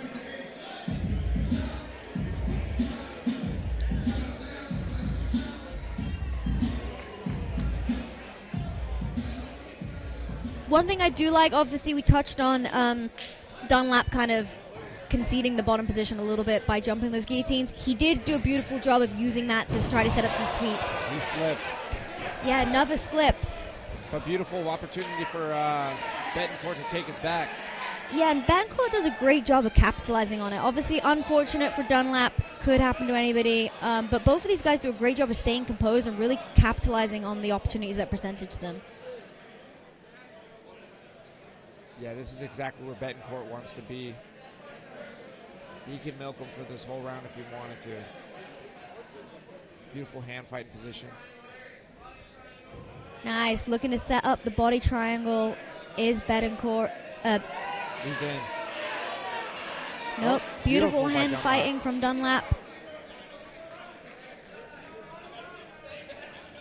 And here's where we mentioned like the last round, not really able to establish control from either guys. This body triangle is a real dominant position in grappling, right? It's so hard to get out of this, and especially when you're threatening with the chokes or landing strikes. And Bettincourt's doing a great job of mixing up. He's landing those punches, giving him something to think about, and then trying to sneak the choke in, right? Doesn't even give Dunlap time to start addressing that lock around his body because he's so active trying to fight and defend what's happening up top. And as you mentioned, that could eat away the clock here and potentially, give away this round. He can go back and forth between striking and shooting submission attempts all round long if he wanted to.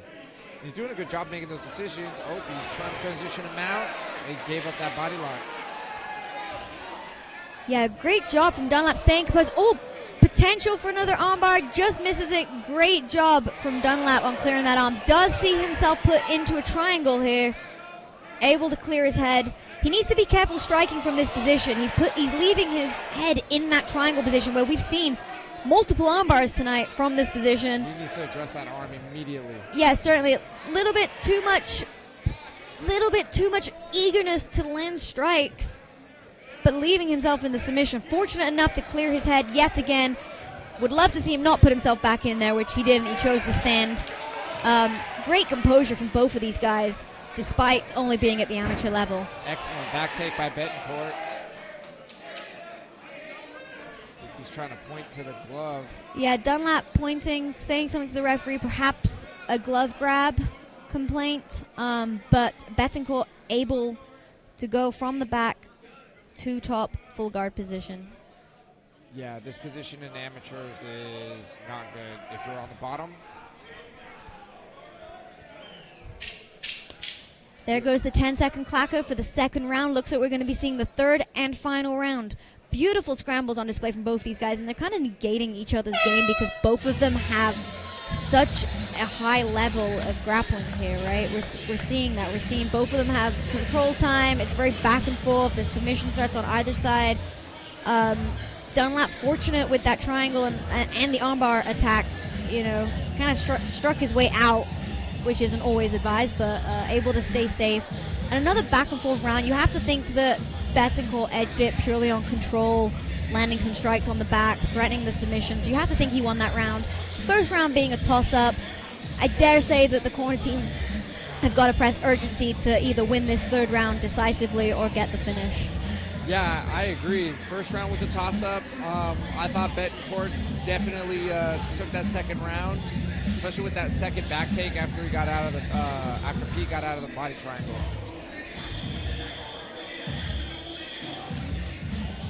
Okay, and with that, we got seconds out. We're getting ready for our third and final round of our main event. This is the last round you guys are going to see from us tonight, and two very high-level guys to close out the show for you. Yeah, from Pete Dunlap, I'm striking.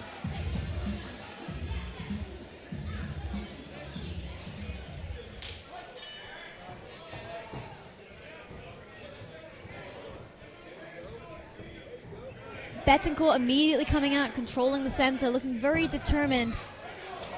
Immediate shot attempt straight to the back. He does a great job of using that underhook to kind of set up coming around, taking the back. Throwing in a hook, looking to threaten with that, but unable to really establish the control. His timing's great on that. And way to address that over, but he's already scooping for the under. Great job from Dunlap reversing position here. Both of these guys, as you say, are very positionally aware. Beautiful knee. There's that knee that we saw in his last fight.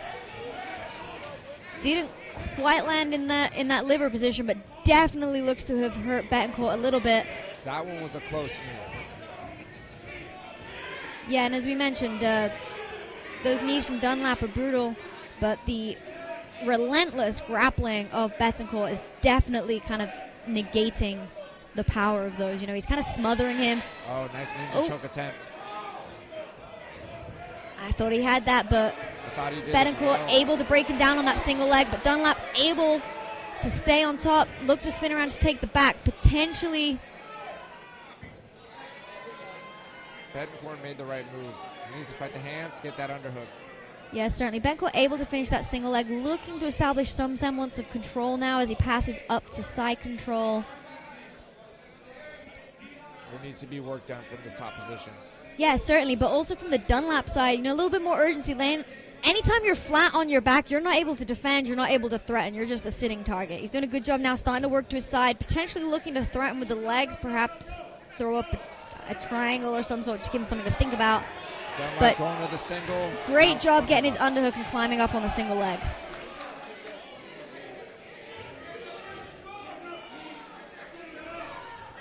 Beautiful reversal from Dunlap. Builds up to the double leg, looks to take him down, but Bettincourt able to reverse position. Dunlap immediately reverses also.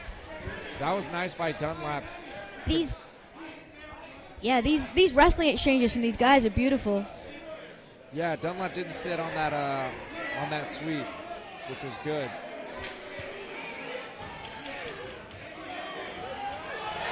Ooh, heavy lead hook lands on the chin of Bettincourt, who's definitely starting to look a little bit lumbered with his striking. This is a hard pace to push. You would know, Hector. Yeah, no, definitely. We got to see who wants it at the end.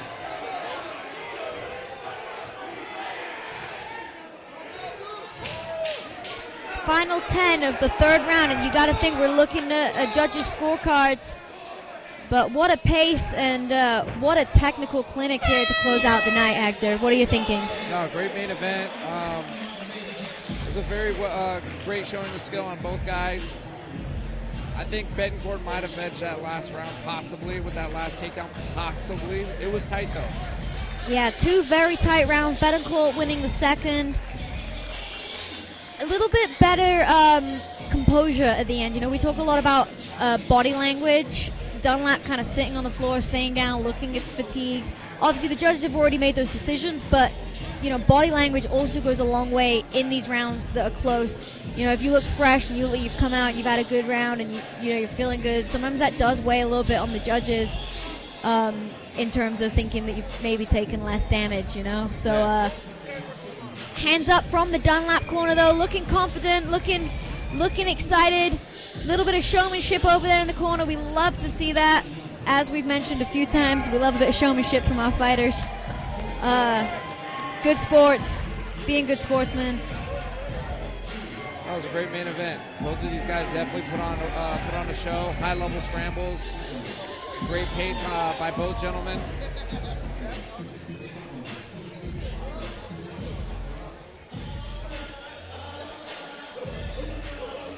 Good, and we're just waiting for the, everyone's doing their pleasantries, saying thank you. At the end of the day, like you say, this is a sport. Emotions get heated, but what a great display. Both of these guys can leave here tonight with their heads high and be proud of that performance. And Garrett is in the cage ready to make the official decision for your main event here tonight and close out the A1 Combat Prospect Series. Over to Garrett.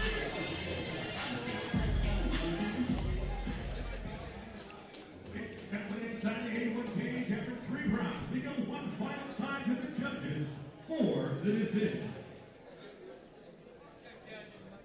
Your first judge, honor 7th round, 29-28, Bettincourt. Oh, wow. Your second judge, weighing Phillips seated, 29-28, Kuna. And your third judge, John Frank, seated 29-28, corner winner by split decision. Each.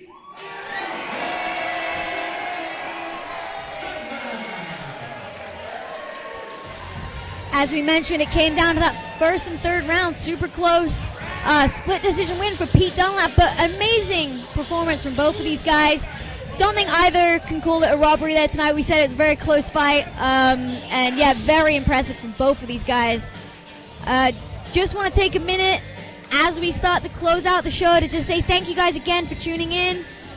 Just to remind you, I'm Corey McKenna, and besides me is Hector Fajardo. And yeah, it was an honor to be on the commentary tonight, have you guys listening, and yeah, we appreciate the support. Tune in next time for some more local talent.